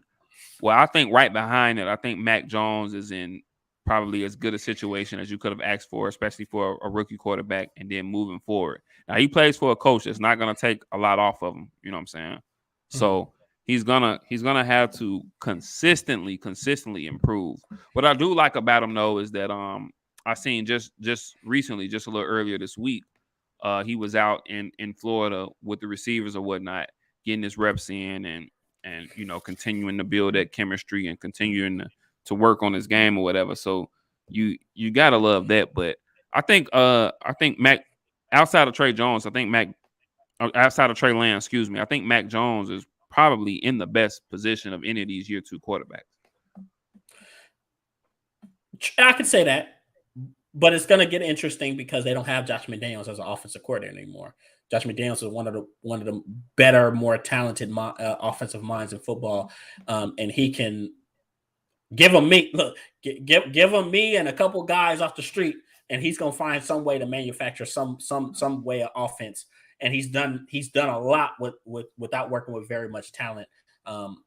At receiver, and I know finally they were able to get some talent at tight end with Hunter Henry and and the kid that they traded for from Tennessee, so or signed from Tennessee. So with Mac Jones, he's the guy that they didn't expect. They didn't expect him to have this much success. He was a guy that people said was very limited. But one thing about Mac Jones is he probably has the best decision-making skills of any of the quarterbacks that were drafted. He understands his limitations. Yeah. He knows he doesn't have the best arm ever. He can make all the throws, so he doesn't have a noodle. Mm-hmm. And I think he realizes too that team at this point, that team doesn't need him to win a game. They just don't need him to lose it. They don't need him to lose it. But he's like the ultimate point guard. So I think for New England, the big thing for them is, can they add talent at receiver around Mac Jones? And that's where you're going to see him really shine. When he was at Alabama, he just put the ball where it needed to be. He didn't ponder on it. He has one thing that stood out. A lot of people were mad about that Cam Newton, Mac Jones situation. They kind of felt like Cam Newton got fleeced. I didn't, because you were looking at both of them, and one of the coaches said, they were quoted as saying that Mac Jones' decision-making skills look significantly better than Cam Newton's, because he's not like, oh, okay, what am I going to do? The ball's going to him. He's getting the ball out of his hands very fast. And I know you and I talked about that before with them two quarterbacks coming out of training camp. And I got to give it to you. You made a great point. Because by all accounts, it was really, really a close battle, almost neck and neck. Yeah. And you made a great point that in a situation where you got this rookie quarterback and it's really neck and neck with a veteran guy, a former MVP who's kind of possibly on the back leg of his career, a guy who you already had in there last year. If they're really neck and neck, what do you have to lose going with the rookie guy then? You have nothing to lose. You have absolutely nothing to lose. What they did. And that's what they did. And he really helped lead them, or he helped get them. I'm not gonna say lead, because it was a team effort, but he really helped them and gave them some continuity at the quarterback position and helped them reach the playoffs. Granted, they got fucking smacked. They got smacked. But you know what? I think that's good for them. It's good for them to lose like that. Yeah. Because they're going to realize how far they really have to go to kind of adapt. I think it was good for Bill, because he's going to see how much he has to adapt and how much he has to change to be able to win in today's modern NFL, where you have these high-flying, offensive juggernaut teams in the AFC. So Mac Jones looking up. Let's see. I would like to see them go after a wide receiver, and one that name kind of is out there. I would like to see them possibly make a move for DK Metcalf. Not that I think so highly of DK Metcalf, but I think for them he can pay dividends and he can be, a threat or such an option. I think he can be a number one option, but he can open things up for, Bourne or for Hunter Henry. You know what I'm saying? I think he can open some things up for Aguilar. I think Nelson Aguilar is still with him. Nelson Aguilar, Kendrick. He can open some. Yeah, he can open some things up for those guys. You know what I'm saying? Yeah. So I mean, once again, they pressure off of those guys. They have to add more talent, but I only expect Mac Jones to get better. The more talent you add around him, the easier you make his job. He's just going to get the ball out even faster. So don't be surprised if he throws for over 4,000 yards, and don't be surprised. Honestly, this is going to sound crazy. Don't be surprised if he has close to 30 touchdowns and about 10 or 11 interceptions, maybe less than 10, because he really does. I could see him. I could see him. So them being right back in that playoff race, right there. They went 10-7 last year, somewhere similar this year. Yeah, and there's nothing to say that they won't absolutely be the same team next year and possibly be better. But I think as they're defensively, they lost some pieces. They lost J.C. Jackson.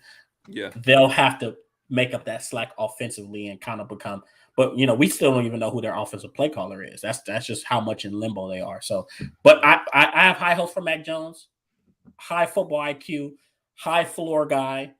high, smart player, and apparently, based off of what they said, people had to remind him that he was a rookie because he took his job very serious and he put in a lot of work. So he wasn't a guy that was just. You gotta love that. You have to love that. So they had to tell him, like, man, have fun, this, that, and the third, because he was very serious and he was studying and this, that, and the third. So that's gonna is New England that was the perfect fit for New England.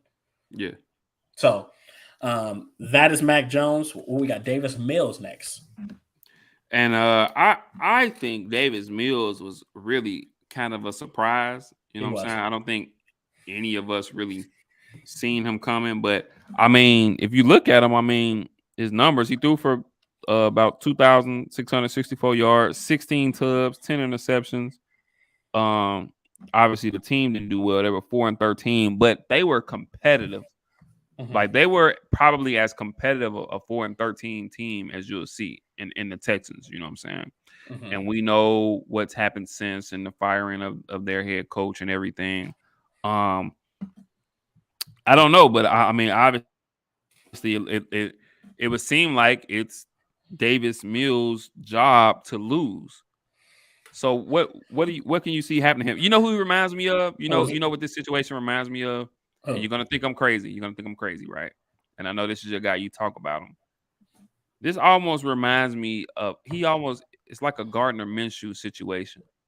And I say, you know why I say that? I say that because I feel like here he is and a third rounder, right? Davis Mills was a third rounder. Third rounder. His was our first third round pick, a guy that nobody expects. Nobody really expected to even be a starter this soon or to even, be put in that situation.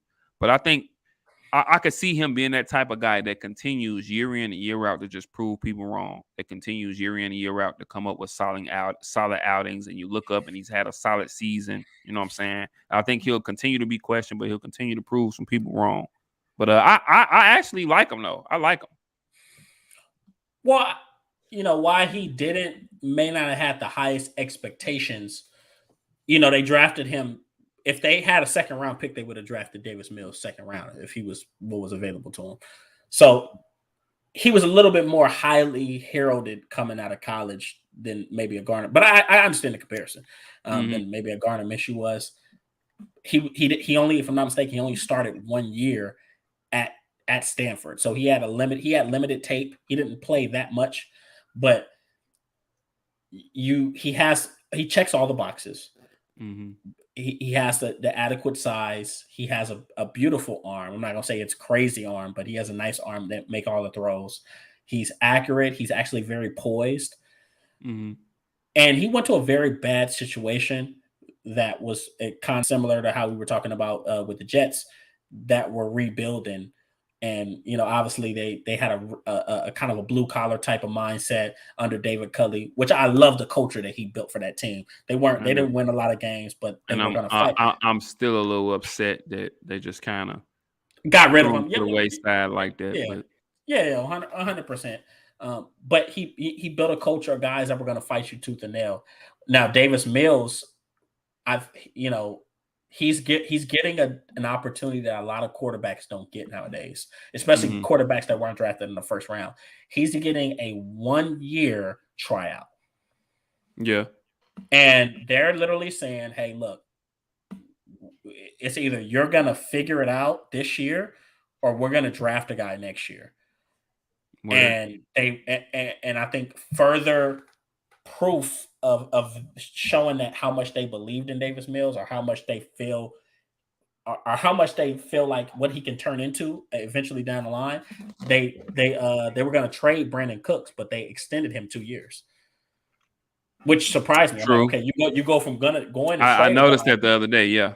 Yeah. So and Brandon Cooks is one of the more underrated wide receivers in the league. He's a higher. No matter where you put him, what system, what quarterback, as long as he's healthy and he's playing consistent, he's gonna get you 1,000 yards. I call him he's a higher gun. He's a hired assassin, right? He's So They believe in Davis Mills. I believe him too. He had like you said, 16 touchdowns and 10 interceptions. He didn't play terrible, and he obviously came. I don't know what it is. I feel bad for Tyrod Taylor. He's always on the wrong Yeah, end of he a is, young isn't guy he? coming out. Baker He is, Mayfield, man. Justin Herbert. Yeah, so Davis Mills will He improve. is. He'll throw for over 3,000 yards. I think you can see him getting 20 plus touchdowns. Maybe it could be a little high. It could be still within the same 10 to 15 range of interceptions. A lot of it's going to hinge on what they do in the running game. I don't know what they have in the running game right now. They traded Mark Ingram back to the Saints, so a lot of question marks about what's around him. At least he's keeping Brandon Cook. So we're going to see what they do in this draft, what they take. If they and I don't remember who they. Do you remember who they hired as head coach? They hired Lovie Smith. Oh, my boy, Lovie. They hired Yes, Lovie sir. Smith. Yeah, I mean, They hired Lovie Smith. I don't know. I don't know how deserving he may have been of the hiring, but I'm rooting for him nonetheless. Well, I think it was obviously, if we're talking politics, it was a political. It was a political strategic hire, but at least he's qualified. He is qualified for the job, so he wasn't like some flash in the pan. Honestly, I don't know. I know. Okay, I'll say this. You know what I'm saying? We know, obviously, I'm a Bears guy. We know the success that he had with the Bears and getting us to the Super Bowl or whatnot. But I mean, if we looking at it, they basically kind of like Arizona did. They hired a collegiate coach with a losing record. Because he wasn't. He had went down. He was at Illinois and he hadn't turned Illinois around, you know what I'm saying? They were down there losing games, you know what I'm saying? Right. So, I mean, I think, and I love Lovie Smith. I swear to God, I love Lovie Smith. Right. But I do think that, as you mentioned earlier, it was kind of a political hire. And I want to see him do well. I want to see him be successful. I'm not rooting against him. But just calling a spade, it was a political hire, you know what I'm saying? Because if they really wanted to, adhere to the Rooney Rule, if they really wanted to step out there, they could have looked at a Byron Leftwich. They could have looked at an Eric Bieniemy. They could have looked at a Todd Bowles. They could have, there's a few guys currently who are in the league who I think it's just their time to possibly get a shot. But they went back to, they went to a Lovie Smith, for whatever reason. So, I mean, it is what it is. Conversation for another day. Yeah, no, I'm not mad at it. I think for me, it's just, they had to pick somebody. At least they picked somebody that, because when they hired David Culley, I was like, what the entire shit, Yeah. And there was nothing against David Culley, but I mean, he wasn't a guy that you was looking at as a head coach candidate. So I think he had been an assistant for like 30 years or something. His entire career. Yeah. A well-respected guy, but never revered as, a guy that was going to be leading your franchise one day. So, and then you hire him, give him. I mean, it's. I just feel like that was just so blatant. He was so blatantly a bridge guy. It's not even funny. And I believe he knew that. Yeah, kind of like Steve Wilkes, who's hopped on the Brian Flores lawsuit as well. Well, I don't believe Steve Wilkes knew that. I think Steve Wilkes really got fleeced. Whereas as far as David Culley understood that, and it took for one of my buddies to point it out to me, Evan, and what he told me was, he said, look at the way his contract was structured. He was front loaded a lot of money. So you can tell they sat in the meeting room and they were like, hey, like, it's going to be pretty much a 1-year bridge. We're probably going to hire somebody else, but we're going to pay you a lot of money. Because remember, when they hired him last minute. This wasn't like they're going to be interviewing David Culley. No, it was like out of nowhere. Oh yeah, they hired David Culley. You're like, what the hell? So that's kind of how it went. And they wanted somebody that was going to bridge the gap. So unfortunately, he was the buyer. He was the guy on that. So going back to Davis Mills, I have questions about what I think he'll improve, but a lot of questions about what his production will be, because they just have so little talent around him. Word. That's my biggest question. But I know he'll improve, and he definitely showed some moxie in his first year with a bad franchise. So last but not least, I think we got your boy. Yes, sir. Justin Fields, Justin man. Fields, man. Look, this topic took up the whole hour. We're gonna have to breeze through the NFC North, but let's go to Justin Man, Fields. hey, it It happens. is. You know how we get when we get to going. But I mean, like Yeah. you said, I mean, Justin Fields, he started 10 games last year. He threw for a little over 1,800 yards, 7 TDs, 10 interceptions. He rushed for another 2 touchdowns. I think personally, I think Justin Fields was in a situation. Now, mind you, I'm a Bears fan. Mm. I think he was in a situation under a coach who really didn't know how to utilize him, who really didn't know what to do with him or his skills, and couldn't successfully put together a plan to use his skills and to help the team be as successful as can be. You know, so I mean, they got him out of there. Personally, I've said this to you numerous times. Nothing against Matt Eberflus, who's our new head coach, defensive coordinator from the Indianapolis Colts. I love him. Nothing against them, and I know you like them. Nothing against them. I just feel like the fate of the Bears franchise, it lands so solely on the arm and on the progression of Justin Fields. And seeing the way the league is going, I would have rather seen them go with an offensive guy. And then they went and they hired I can't even think of his name, but they hired the Green Bay Packers quarterback coach to be the offensive coordinator here.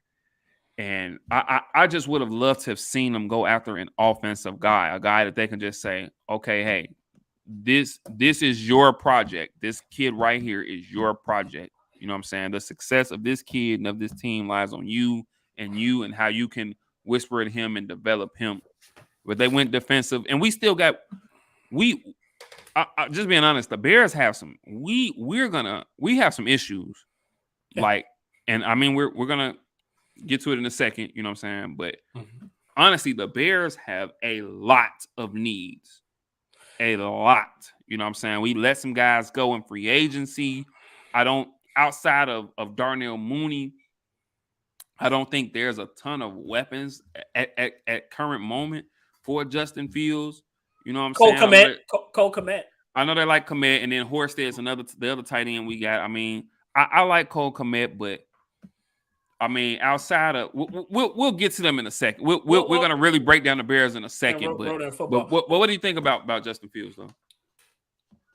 Well, one, we know he dealt with the shit show, which is Matt Nagy trying to call plays, which after a while Lord it just mercy, became absolutely. I say it all the time. He'll run it. You'll be on the 1 yard line. You'll be on the 1 yard line with David Montgomery at running back, and you'll run a triple wide receiver reverse to Cordell Patterson. I seen him do it. Yeah. I seen him do a triple wide receiver reverse on the 1 yard line, bro. And get dropped for a 3-4 yard loss. Like, what are you doing, bro? You know, so Matt Nagy was a guy that. And another example, Cordell Patterson went to Atlanta and Abby got dogged. They found so many phenomenal and innovative ways to use him, and he was scoring touchdowns all over the place. You know what I'm saying? For the Atlanta Hawks. You know what I'm saying? Or Atlanta Falcons. Basketball. I'm sorry, Falcons. Basketball. Atlanta Falcons. Excuse me. Very close, right? But but looking at where Justin Fields is, he showed some stuff. Obviously, they started out the year with Andy Dalton, which I wasn't mad at because I didn't want to see Justin Fields go in there and get smacked around, and it ruined his confidence. Granted, he went in, and our O-line is terrible. O-line's terrible, right? And they've lost some pieces. I know Daniels plays for Pittsburgh. Yep. I think Pittsburgh signed him. So, Matt Eberflus, and I know you're not big on the hire. I love the hire because Matt Eberflus is. I'm going to go a little further, and I'm going to say that Matt Eberflus is a big reason why the Colts built that tough blue collar mindset, and their defense was the leading. Well, it really was the best part about their team. Granted, Frank Reich did some good things on offense, but that was a defensive led team. And Matt Eberflus, I like him so much because he started out in Dallas. He was a linebacker coach at Dallas under Rod Marinelli.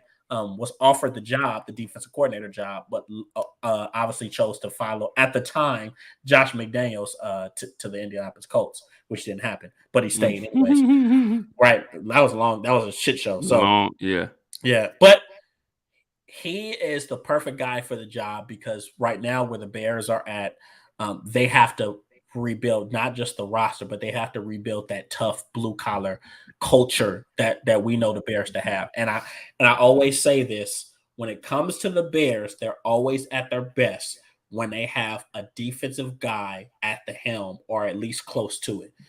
Because some people would consider Buddy Ryan the head coach of those 85 Bears, as opposed to Mike Ditka. The defensive players did. Absolutely. So I like it. And offensive wise, what they need is simplicity. They don't need because what Matt Nagy did was he had an offense that he wanted to be complex. He wanted to run all these exotic schemes. Not only did he not have the personnel for it, but he didn't have how can I say this? He wasn't able to implement and really implement his system effectively. So you had a lot of guys that were confused.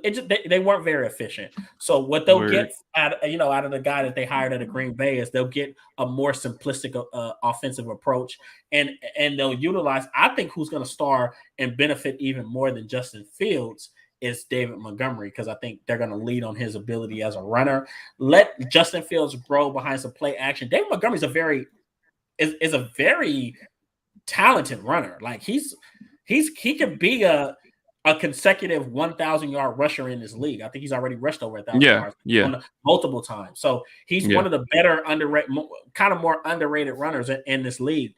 And I think it's time to start kind of giving him that shine and letting him get the football a little bit more. But let Justin Fields develop. That's the biggest thing I think a lot of teams fall into. They get a new shiny quarterback and they want to make him the focal point of the offense. Justin Fields doesn't need to be that. Let him develop, because at this point, Justin Fields has a chance. This is the scary part, the sad part about your franchise. Justin Fields has an opportunity to be the best quarterback in the history of the Bears. The Bears. That is the potential he has. And and that's not saying anything to lessen his talent, but that's just showing how low the bar is for that franchise. So if they're patient with him and they don't try to put too much on him early, he has the talent. He has the arm. Justin Fields can make every throw that Trevor Lawrence, Zach Wilson, he can make every throw that those guys can make. And he's more athletic. There's an argument that Justin Fields probably has the highest upside of any quarterback in this draft. Yeah, I mean, I'm a Bears guy, but I would say that. You know what I'm saying? He throws a really good deep ball. You know what I'm saying? He does. He's great. He's great with his legs. You know what I'm saying? The report that him and Darnell Mooney have made already is phenomenal. So I mean, and Darnell Mooney is quietly becoming a young star. Yes, he's clearly gonna probably be our number one going into next season. But I would like to see them.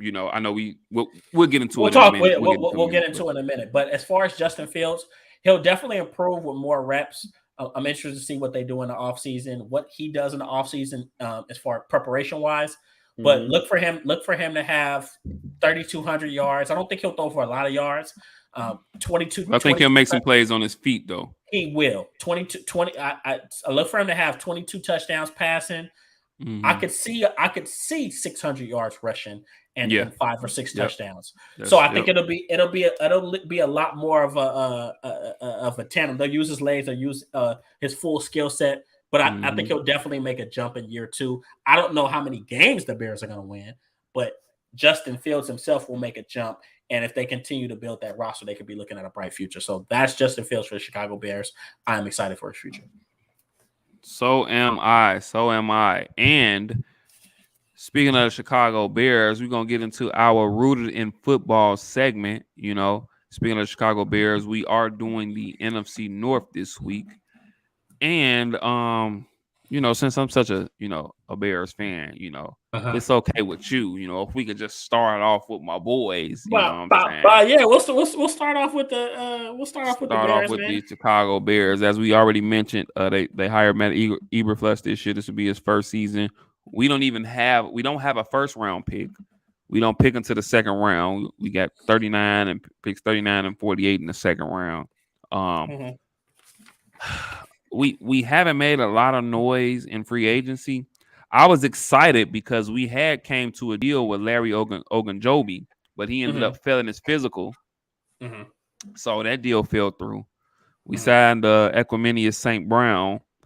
Like I said, overall, like I said, I don't see us being all that great this year, and it's sad because I feel like this division is one where we could sneak and do some things if we had some pieces to do something. But I just feel like we just don't have enough pieces right now. I feel like we're definitely in a rebuild. You know what I'm saying? I think what's important for us is for Justin Fields to continue to progress and continue to improve. Honestly, I could see us going anywhere in the draft. You know what I'm saying? We definitely need a wide receiver. I think we need some in the secondary. You know what I'm saying? Our secondary could use some help. We could use linebacker as well. They released Danny Trevathan. We could, I really don't see we can go O-line. I really don't see a bad pick for us in this draft, bro. So what do you think about my Bears, man? Help me out, bro. So, obviously we already talked about them offensively. They're devoid of some talent. It's going to take some rebuilding. Justin Fields will improve. They still got David Montgomery, so that's good. Yeah. They'll have to continue to rebuild that offensive line. But one thing I will say about the Bears is that I think next year will be a tough year, but don't be surprised if in 2023 you guys are competitive again. And I say that because you guys do have the defensive pieces to turn it around quickly. You still got Eddie Jackson. You still got Roquan Smith. Roquan Smith. Who's yes, quietly sir. the more underrated sir. Defensive players in the entire National Football League. Love him. You got Robert Quinn, who has had a career resurgence in Chicago. And I'm gonna tell you this. He had about 16 sacks last year, something like that? 16 sacks, which is impressive because he was a guy that his career before he came to, people are like, man, Kenny's so biased, man. Tiberius is so damn biased because he always mentions Dallas. But Robert Quinn played for Dallas and he had double-digit sacks, and from there, his arrows just kind of pointing upwards. But for you guys, I think it's gonna be a slow cook thing. Kind of rock with what you have on defense, but you have to focus offense. You have to focus on building the offense. Now, here's the impressive thing. Even though you guys don't have a first-round pick, I want you guys to remember that you traded Khalil Mack. So you have two picks. 2 second-rounders, 39 and 48. There's a very high possibility that if you don't want to wait, you can package those 2 picks and move up to the end of the first round if a team doesn't like their prospect so much. So a guy that I had you guys taking that I think would be a good down the road signing for you guys. I had you guys taking Jameson Williams out of Alabama. Wide receiver, right? Wide receiver. Okay. Yeah. Who was who didn't get very much playing time at Ohio State, but obviously he transferred to Alabama and became an absolute stud. But as all the Bama receivers seem to do, as all of them seem to do, right? They're slowly becoming wide receiver. But Jameson Williams, for you guys, you don't need to be in a rush to play him because guess what? You don't expect to win a lot of games this year, anyways. So you sit him, you let him develop, or you let him get healed up, and you're going. He tore an ACL or something, right? He tore his ACL in the college football playoffs. So then you're looking up. Guess what? You're looking up in 2023. You have Jameson Williams, Darnell Mooney, and we're not even considering anybody that you pick in the 2023 draft. So that's what I have for you guys. He's a tall, speedy guy. Some people have compared his speed to Jalen Waddle, so he's very fast despite being tall. But come on, Darnell Mooney is a fast guy. So I think you guys can be in position to have a lot of speed on the offensive side of the football and have a power runner in David Montgomery and really put Justin Fields in the best position to be successful moving forward. So, it's not all bad. And plus, y'all's division in the grand scheme of things, I feel like it's open. You know what I'm saying? Really open. I know the Packers won last year. We'll get to them in a second, but I don't feel like honestly right now, crazy enough, right now, if you was to ask me to pick an NFC North winner, you couldn't name one. I would probably give the Vikings a slight edge. And if I'm being honest, I might give the Vikings a slight edge. You know what I'm saying? I still feel like, and I just feel like this is a year where the division is there. It's not a tough division. You know what I'm saying? Yeah. But Speaking of the Green Bay Packers, you can go ahead and jump to them. You know what I'm saying? They went 13-4 last year. They got the 22nd and 28th pick in the first round, and they have 11 total picks. Yeah. Obviously, we know they ended up trading Devontae Adams, so they're kind of a little void at wide receiver. They still have Alan Lazard. They got Randall Cobb. I still feel like they need a wide receiver. I hope they go wide receiver or something to get Aaron Rodgers some help. Otherwise, he might go straight back into diva mode. You know what I'm saying? So with that being said, man, what do you think about these Packers, man? Can you? Well, here's my. This is my personal question for you. I just told you. I think if you were to put a gun to my head right now, I would say the Vikings are the favorite in this division. Do you still consider the Packers to be the favorite in this division? And where do you see them going in the draft? So I believe the Packers are still the favorite. And it's only because they have a little bit more continuity and they have a roster that's been there and that's experienced and that understands what it takes to win football games. But I don't think they're the favorite by much. Mm-hmm. So Minnesota isn't very far behind them. So, okay, this is the way I see them. One, they've squandered 3 13-win seasons in a row. Oh, yeah. Absolutely. They've had 3 13-win seasons, and if I'm not mistaken, 2 of which they actually reached the NFC Championship. This year, they were the number 1 seed, and they lost at home to the 49ers. Previously, they lost to Green Bay. Or they lost to San Francisco, right? They lost to San Francisco in the NFC Championship. Not to Green Bay. They lost to Tampa Bay and to San Francisco. Yeah. That's what I meant to say. Exactly. Tampa Bay and San Francisco. Exactly. Mm-hmm. So, and maybe they lost to Tampa in the division. I could be wrong, but I don't know. I feel like no, they lost to them in the NFC Championship. It was the NFC Championship, yeah, and Green Bay because they were because remember Aaron was like, we finally got an NFC Championship game at home. At home, right? So they lost to Green Bay year before. They lost to San Francisco and lost to San Francisco at the end this past season. Exactly. So it's funny because Green Bay is a Midwest team, but they're so fucking finesse. It kills me. I'm like, dude, how are y'all so soft? And they lose to more physical teams like San Francisco. They get hit in the mouth. They always lose to more physical teams, which is funny because San Francisco is a West Coast team. You would think West Coast finesse, right? So it's very ironic. Well, now with Kyle Shanahan in that running game, any team that has a running game the way they do, they're physical, especially up front. You know that they're physical. Now, here's the thing. It wouldn't surprise me if Green Bay didn't win the division, but now they're going to have to attack.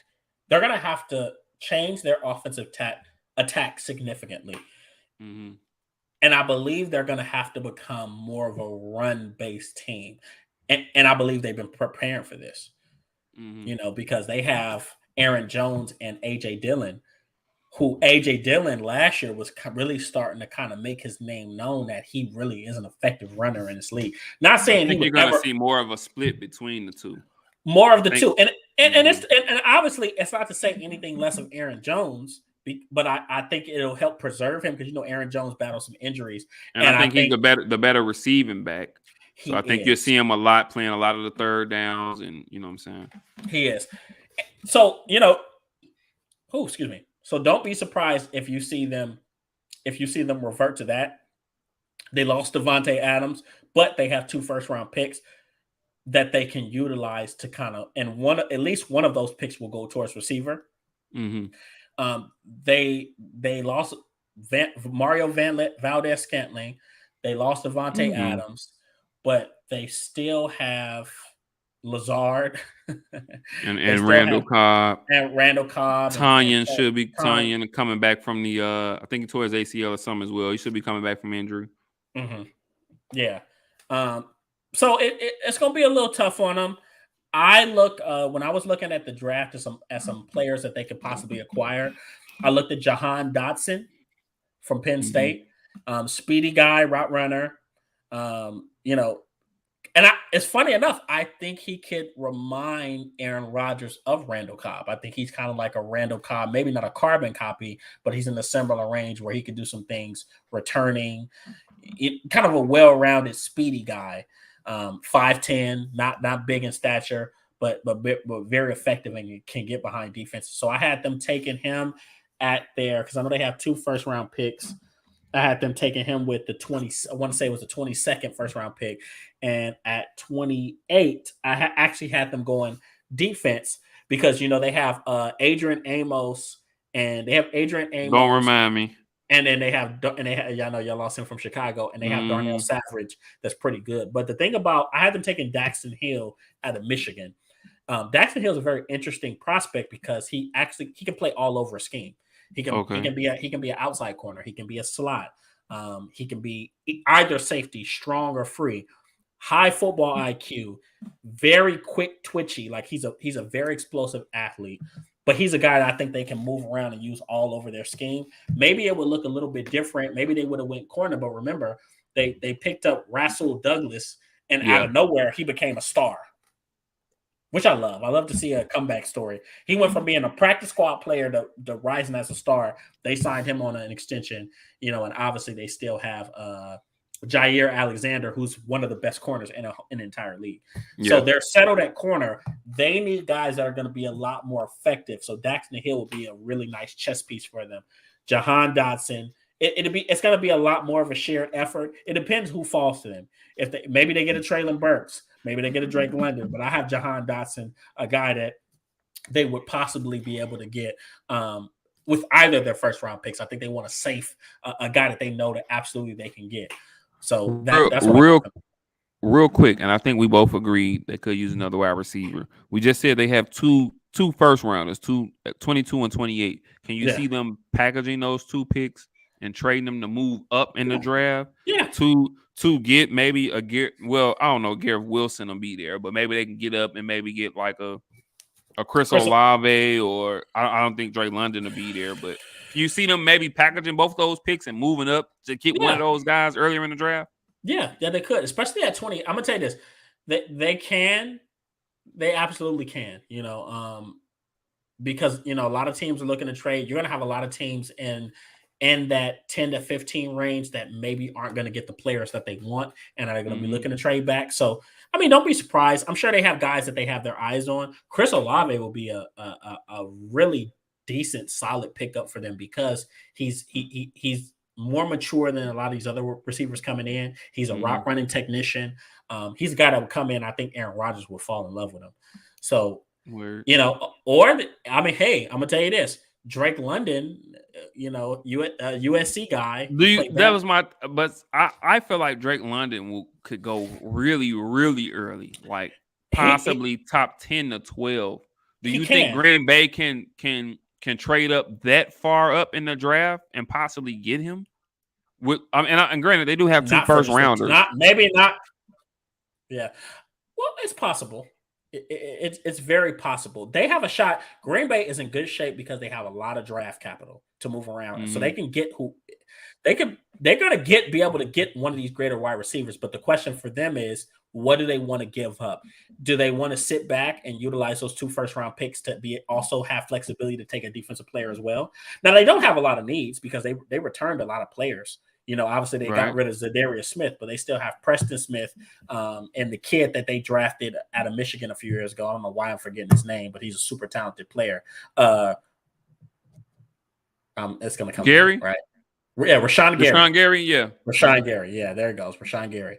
So they do. They have some good things working for them.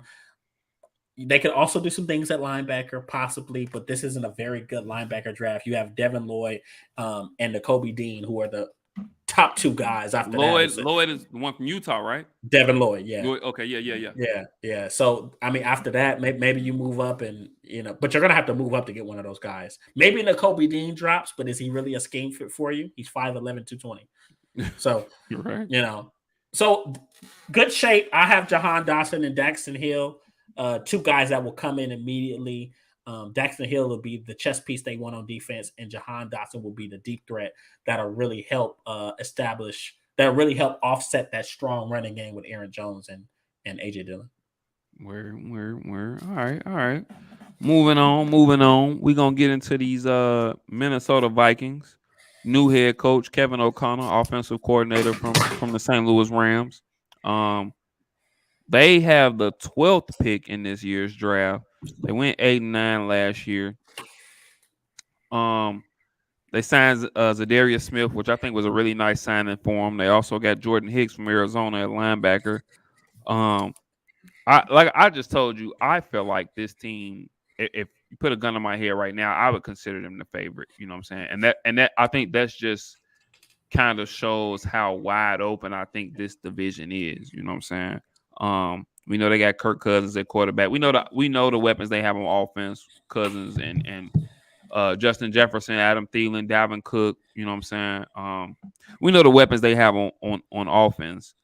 I think defensively, in the draft they may look defensively, maybe another edge rusher to put alongside Zadarius Smith, who they just signed. Maybe they go corner, you know what I'm saying, to kind of help their secondary. But like I just said, for me, you put a gun on my head right now, I consider them the favorite in the NFC North. But I'm gonna ask the savant here, man. What do you think? Well, a lot of it's gonna depend on how Kevin O'Connell is able to lead that franchise and what plans does he have, because they've had the talent to be a winning team for years. They have. I think that was one of the reasons, you know. And I don't know, and it kind of seems like us even saying that would kind of be a knock on Mike Zimmer, and I don't want to do that because I think he's a good. I love Mike. I think Mike Zimmer is a really good coach. He's a really good coach. It's kind of a knock on us on him to say that, but you're right though. Like they've had the talent for some time. Well, this is how you have to look at it. Some guys are team builders. And then sometimes you have guys coming along with a team that's already built by a team builder, and they win with that team. I'm not saying Kevin O'Connell is going to be that guy, but the question is going to be: can he help take them to the next level? Because before Mike Zimmer, the Vikings were shit. We can say whatever we want to say, but Mike Zimmer has helped really rebuild that brand. Mm-hmm. You know, that is the Minnesota Vikings. So they have the talent.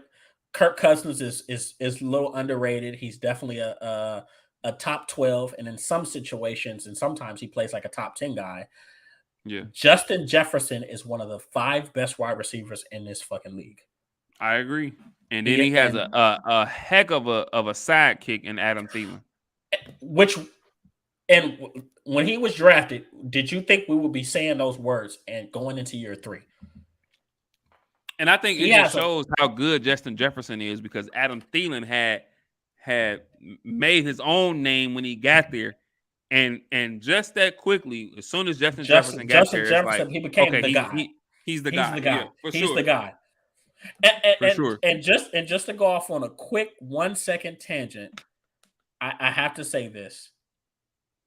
The scary thing is you have to ask yourself, how good is Jamar Chase that Justin Jefferson was his number 2? That Justin Jefferson was his number 2. Bro, you feel me? And Justin Jefferson comes to the league, and I almost made him a top 5 guy as a rookie, but then I had to say, you know what? Let him do it for another year, and he got better. Yeah, just with teams having tape on him and things of that nature. So they have the talent. Running back, they got Dalvin Cook and Alexander Madison, very good running back combo. I'm sorry. I gotta ask real quick. If you could do it for me real quick. I'm sorry. I know we've been going on. I'm sorry. I gotta ask, since you said it. Top 5 wide receivers in the league right now. Since you said Jefferson's in there. Can you give me 5 real quick? 5 real quick. You don't gotta be in order, but just give me 5. Devontae Adams, DeAndre Hopkins, Justin Jefferson. This is in no order. Mm-hmm. Tyreek Hill. Bear with me, guys. I feel like it's only one name you're missing, and you're probably gonna trip out. Well, I'm not missing. Let me see if you say him. I'm making sure I don't just anoint this guy after one phenomenal season. I mean, he's had good seasons, but he's had a phenomenal season this last year. Most people would say Cooper Kupp. I was just gonna say, so you're not gonna say Cooper Kupp. I'm just making sure I do my due diligence, because there are some guys that And crazy enough, that wasn't the guy I was thinking of. But since you're not going to say Cooper Kupp, I know you're not going to say the guy I'm thinking of. So go ahead. Okay. Let's see. Da, da, da, da, You said da. Devontae. You said Tyreek. DeAndre Hopkins. Oh, Debo Samuel. Okay, now wait a minute. Now wait a minute. Got dog. Now you just said you're not gonna say Cooper Kupp because he just had one awesome year, but then you say Debo Samuel, who you could say the same thing about. Okay, no, that's fair And look, enough. and in my mind, I was thinking maybe Jamar Chase. So I mean, No, we fair gotta enough, put. fair enough. But I hold Jamar Chase the same way I did with Justin Jefferson. I can't, unfortunately, not after year one. But if he goes and has another year, he's right outside of it though. See, I think Cooper Kupp has had 1,000-yard seasons. I think this year he's had the opportunity where he was the man and he maxed out. And this is also one of the first times Cooper Kupp is, if I'm not mistaken, this is it's either the first or second full season he's actually played. So True that. yeah, so he's struggled with injuries at times, but I mean, I'll say Cooper Kupp. Me, I thought, yeah. I would say Devontae Adams.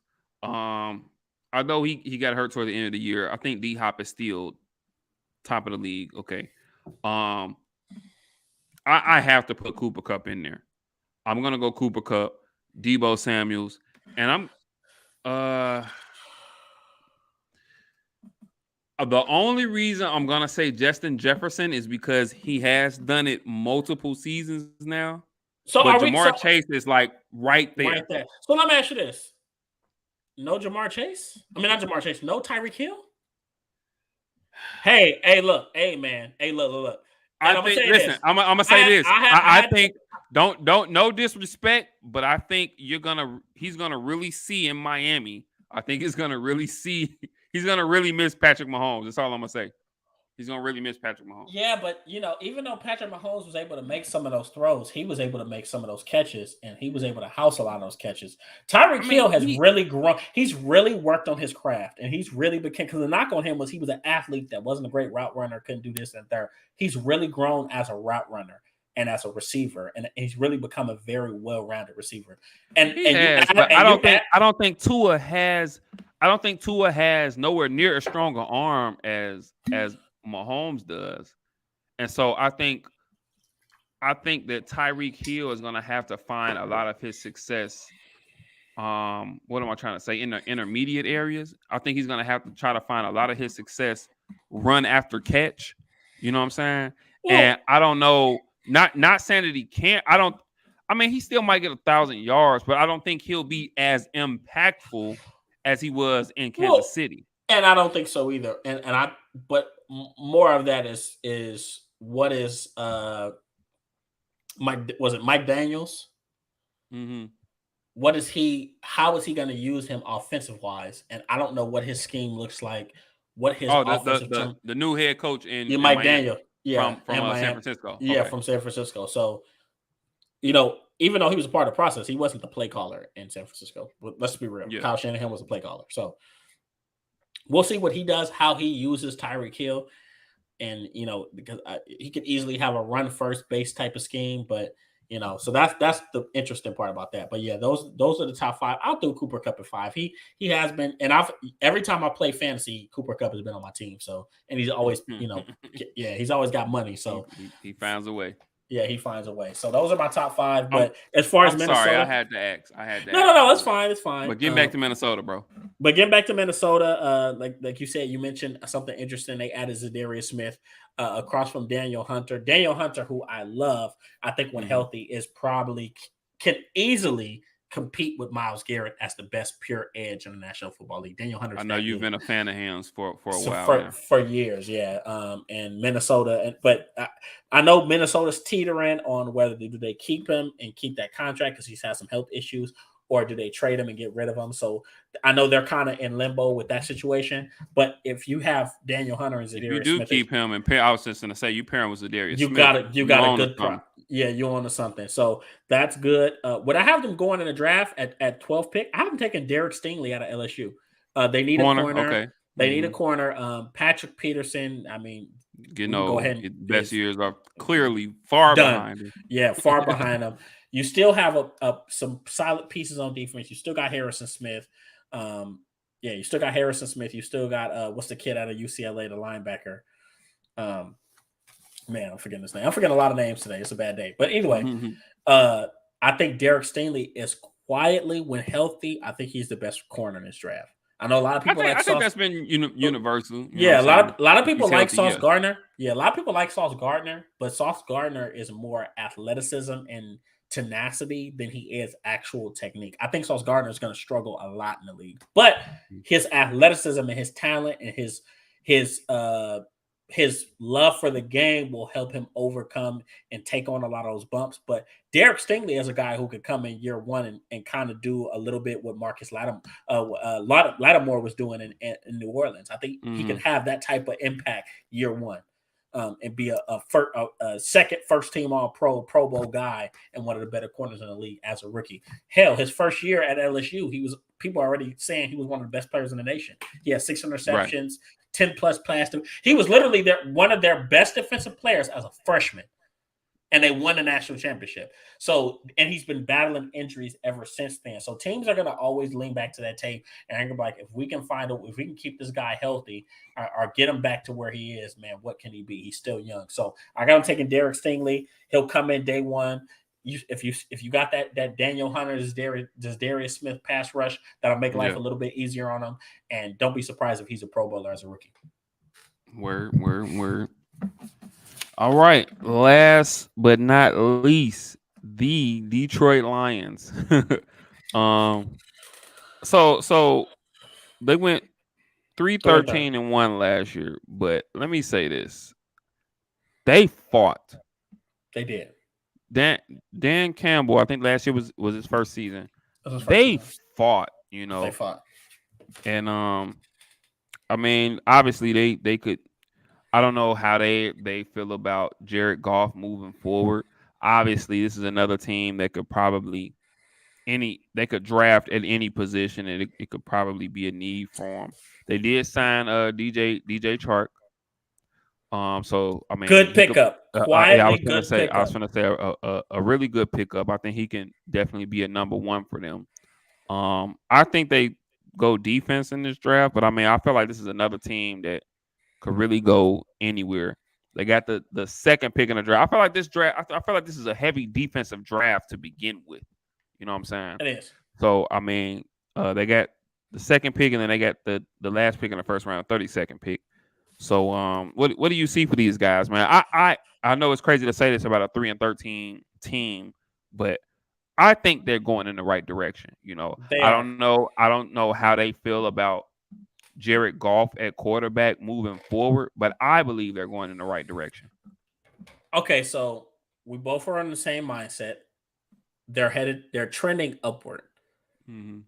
Dan Campbell built that team, that culture into, I say it a lot. He built a blue collar, we're gonna fight type and of the city will embrace that because it's a blue collar city. They'll embrace that. That's Detroit. And as a matter of fact, if I'm not mistaken, they had a situation where guys were fighting in training camp, and he said he loved it. He liked it because he said it meant that they have some fight in them. So I love what Dan Campbell is doing for that team from a cultural standpoint. They have to do some more, but they were in games. This wasn't a team that was just getting smacked around every week. They were in games. They almost beat Baltimore, who a lot of people speak highly of. It took a 67-yarder? It took a 60 plus yard field goal. For them the longest field goal in history. Justin Tucker, 67, 69, something like that. Yeah, for them to win that football game. Yeah, so they were in some games. Funny enough, you mentioned Jared Goff. I was actually surprised at the grit and the toughness that he really took on and embraced that tough mindset, which I always thought he was more of a finesse West Coast offense type of guy. Mm-hmm. But you saw towards the end of the season that they really after all the players, as they started to buy into what Dan Campbell was selling, they really became tight as a unit, and they had some statement games. Remember, they smacked Arizona around. They beat the shit out of Arizona. They beat Arizona. I don't dislike Jared Goff. I don't think he was the guy to get that Rams team over the hump, But I don't dislike Jared Goff though. He has some solid tools though. Well, to me, Jared Goff is he's not a terrible quarterback. Jared Goff is probably a little bit. He has his ceiling is probably a little bit higher than maybe a Jimmy Garoppolo. He's a guy you can win football games with, and he's a rhythm passer.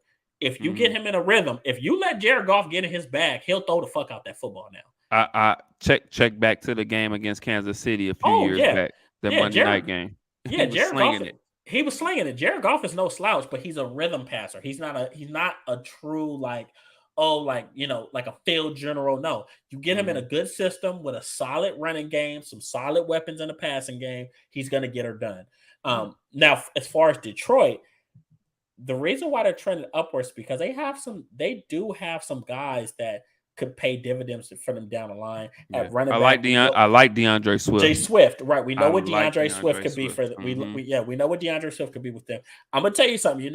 I know I gotta beat on I gotta climb the Empire State Building and beat on my chest like King Kong. But seeing what Amon-Ra St. Brown out of USC has done, I don't know if you knew this. He had the most catches without a drop last year of any receiver. And the last 5 or 6 games, he was virtually uncoverable. So he's becoming quietly. He's a 4th round pick. I thought he should have been picked higher, but he's quietly. He's trending upward. He could become one of the better guys in the league. He could play all over the system. He's a pro ready type of guy. So, and obviously now you add DJ Chark to that picture. They're a true wild card for me because one, they have draft capital, they have a nice culture. And they have a quarterback that you can win football games with, and all the guys are buying in. That's dangerous when you have a team, and they have a lot of guys that were cast-offs that are finding success. They had Alex Anzalone, who was with the Saints, guy came out of Florida, linebacker, number 34. He had a turnaround season. They had Charles Harris out of Mizzou, who was drafted to Miami, and he didn't do much there. And he had his best career season. What was it? 7.5, 8.5 sacks there. And they re-signed him. I know. Yeah, they re-signed him for a contract.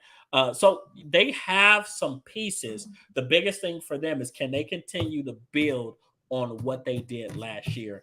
I think they can. In the draft, I look at, they have 2 first-round picks. They have the number 2 pick, and they have the number, if I'm not mistaken, number 32 pick. The last pick. So first, I had them take Aiden Hutchinson. To me, Aiden Hutchinson. Whoa, wait a minute. Hold on. Hold that thought. So if you have them taking, I thought personally, I just knew he was going number 1 in Jacksonville. He could. But hypothetically, if you have him falling to 2 at Detroit, who do you have Jacksonville taking? Who can you see them? Okay, so part of me has a feeling that Jacksonville trades out, but part of me feels like they're going to take Evan Neal at left tackle. Even though I'm not big on Alabama offensive linemen because none of them pan out. Right. I mean, Jacksonville retained what's his name, Cam Robinson. And Cam Robinson is he's average at best. Maybe he makes a jump next year. Who knows? But he's been in the league for a little while now. Bro. Like 4 or 5 years, and so we're talking about this is the year. So it's kind of one of those things. So that's my reservations. But I feel like they're focused right now over there. They have defensive talent. For them, it's the Trevor Lawrence show now. How can we make Trevor Lawrence better? So I feel like they might go Evan Neal at first. We'll get to that because I know we got a mock draft coming up. Amen. But Aiden Hutchinson, he's a Michigan guy. Yep. He's a Michigan guy, blue collar type of guy, stud. I tell people he's a cross between Joey Bosa and Crosby for the Raiders. From Oakland, Vegas. Vegas, yeah. We keep falling to the hole. Max Crosby and Joey Bosa. He's like a very delicate mix in between. Kind of has a little bit more comparison, though. Yeah, I mean, he has a lot of the body type of what a Max Crosby has, But then he also has some technique and some refinement of what Joey Bosa had coming into the National Football League. So I think you take Aiden Hutchinson, he's going to instantly come to your team and be. I know a lot of people had a we'll talk about that, but a lot of people had the argument between Kayvon Thibodeau and Aiden Hutchinson. It's not even close. And then I felt like Thibodeau during the season kind of took a step back. I think coming into this season, everybody was so high on him. Well, that talk about him just isn't. He's like a way. He's like and anyone that's saying I made the quote. He's like Jadeveon Clowney. It's like a Jadeveon Clowney type of prospect. All physical talent, physical freak, looks the part, but there's something missing. And not saying he won't find it, because I hope he can find it and be what Jadeveon Clowney wasn't. But when comparing him to a guy like Aiden Hutchinson, who you watch him as last year in Michigan, he was the best player on the field at times. Whereas Kayvon Thibodeau was just a guy, and he was more of a splash play machine. That's what he depended on. But Aiden Hutchinson is going to come in day one. He's going to be your best defensive player. So you bring him and you pair him with Charles Harris, man, they do some real noise. And he's from Michigan. He's a Michigan kid, right? Yeah. His father played in the league. Yeah, his father played in the league as well. So he's he has the NFL bloodlines. And then with their second pick, I actually had it very interesting. Some people may say it's a reach, but I believe it could pay immediate dividends for him. At 32, I had them taking a guy from Georgia named George Pickens. Receiver. He tore his ACL, but he actually was able to come back from it very fast. I think he came back from it in like 4 or 5 months, and was able to play significant snaps for Georgia. But he kind of people may agree with me on this, but he kind of plays like Dez Bryant. He's not not your boy. but I'm gonna tell you this: 6'3" guy, 200-pound plus frame, really nice after the catch. Not a super refined route runner. Very good on 50-50 balls. Has a nose for the end zone. And I think he would be the perfect guy to offset Armand St. Brown's skill set, who's a more smaller guy, more of a route runner, a little bit speedy. I think they would offset each other very much. And he's a tough guy. So I think Detroit, what they need to make sure that they're drafting and they're picking guys that fit the culture that they're building. And George Pickens at 32, I think would be an amazing value, because he got hurt. If George Pickens doesn't get hurt, he's probably a top 15, top 25 pick. But so for those fans watching, watch George Pickens, watch his tape. You'll be like, okay, I can see the Dez Bryant similarities. So that's what we're inching closer and closer to the NFL draft. We'll look about 2.5 weeks. I think night one is the 28th, I believe. So 28th, Thursday, Rooted in Sports will have a live NFL draft show. You got what you got. Yeah, so it'll be really exciting. We'll have some really nice guests on. We'll talk about the different possibilities, and we'll track it as it goes along, and it's gonna be fun. So I look forward to it. It is, man. Looking forward to it, man. But that is our Rooted in Sports NFL segment for the day. Man, we did, man. Hey, man, this was a good show, though, bro. It was good, and I'm gonna tell you guys this. I hurt my back earlier, and I've been adjusting, but I made it through. I see, man. I see, bro. But we glad you did. You know what I'm saying? Much love to everybody that tuned in and that will tune in. You know what I'm saying? Mm-hmm. Much obliged. Yeah, man. Same next week, same bat time, same bat channel, same bat place. Mm-hmm. We love you guys. And yeah, man. Anything, Kenny? No, man. Like I said, every Sunday, 5 p.m. Pacific Standard Time, 7 p.m. Central. Just tune in. And then we also have the Rooted in Sports community every Saturday at 12 p.m. Pacific Standard Time. And then we also have the Break Room Breakdown. We also have the Break Room Breakdown that's going to have an interesting episode coming up on Tuesday. So check that out, called Mom Lead, right? I got a good interview with the 2-time Olympian that just so happens to be a mom. She balances both. So that's very fun. So check that out as well. So for everybody tuning in, man, make sure y'all go like and subscribe to Break Room Breakdown podcast as well, man. King Tiberius, man. That's him doing his thing, man. He's had a lot of phenomenal guests on there, man, and he just really just expanding the casual sports fans' horizon on different sports, and so doing a great thing there, man. Y'all go and subscribe to that for sure. 100%. So outside of that, you guys, it's been a great day, great week. And let's go ahead. Let's get through this next week, and we will see you guys next Sunday. Yes, sir. Same time. All right. Peace.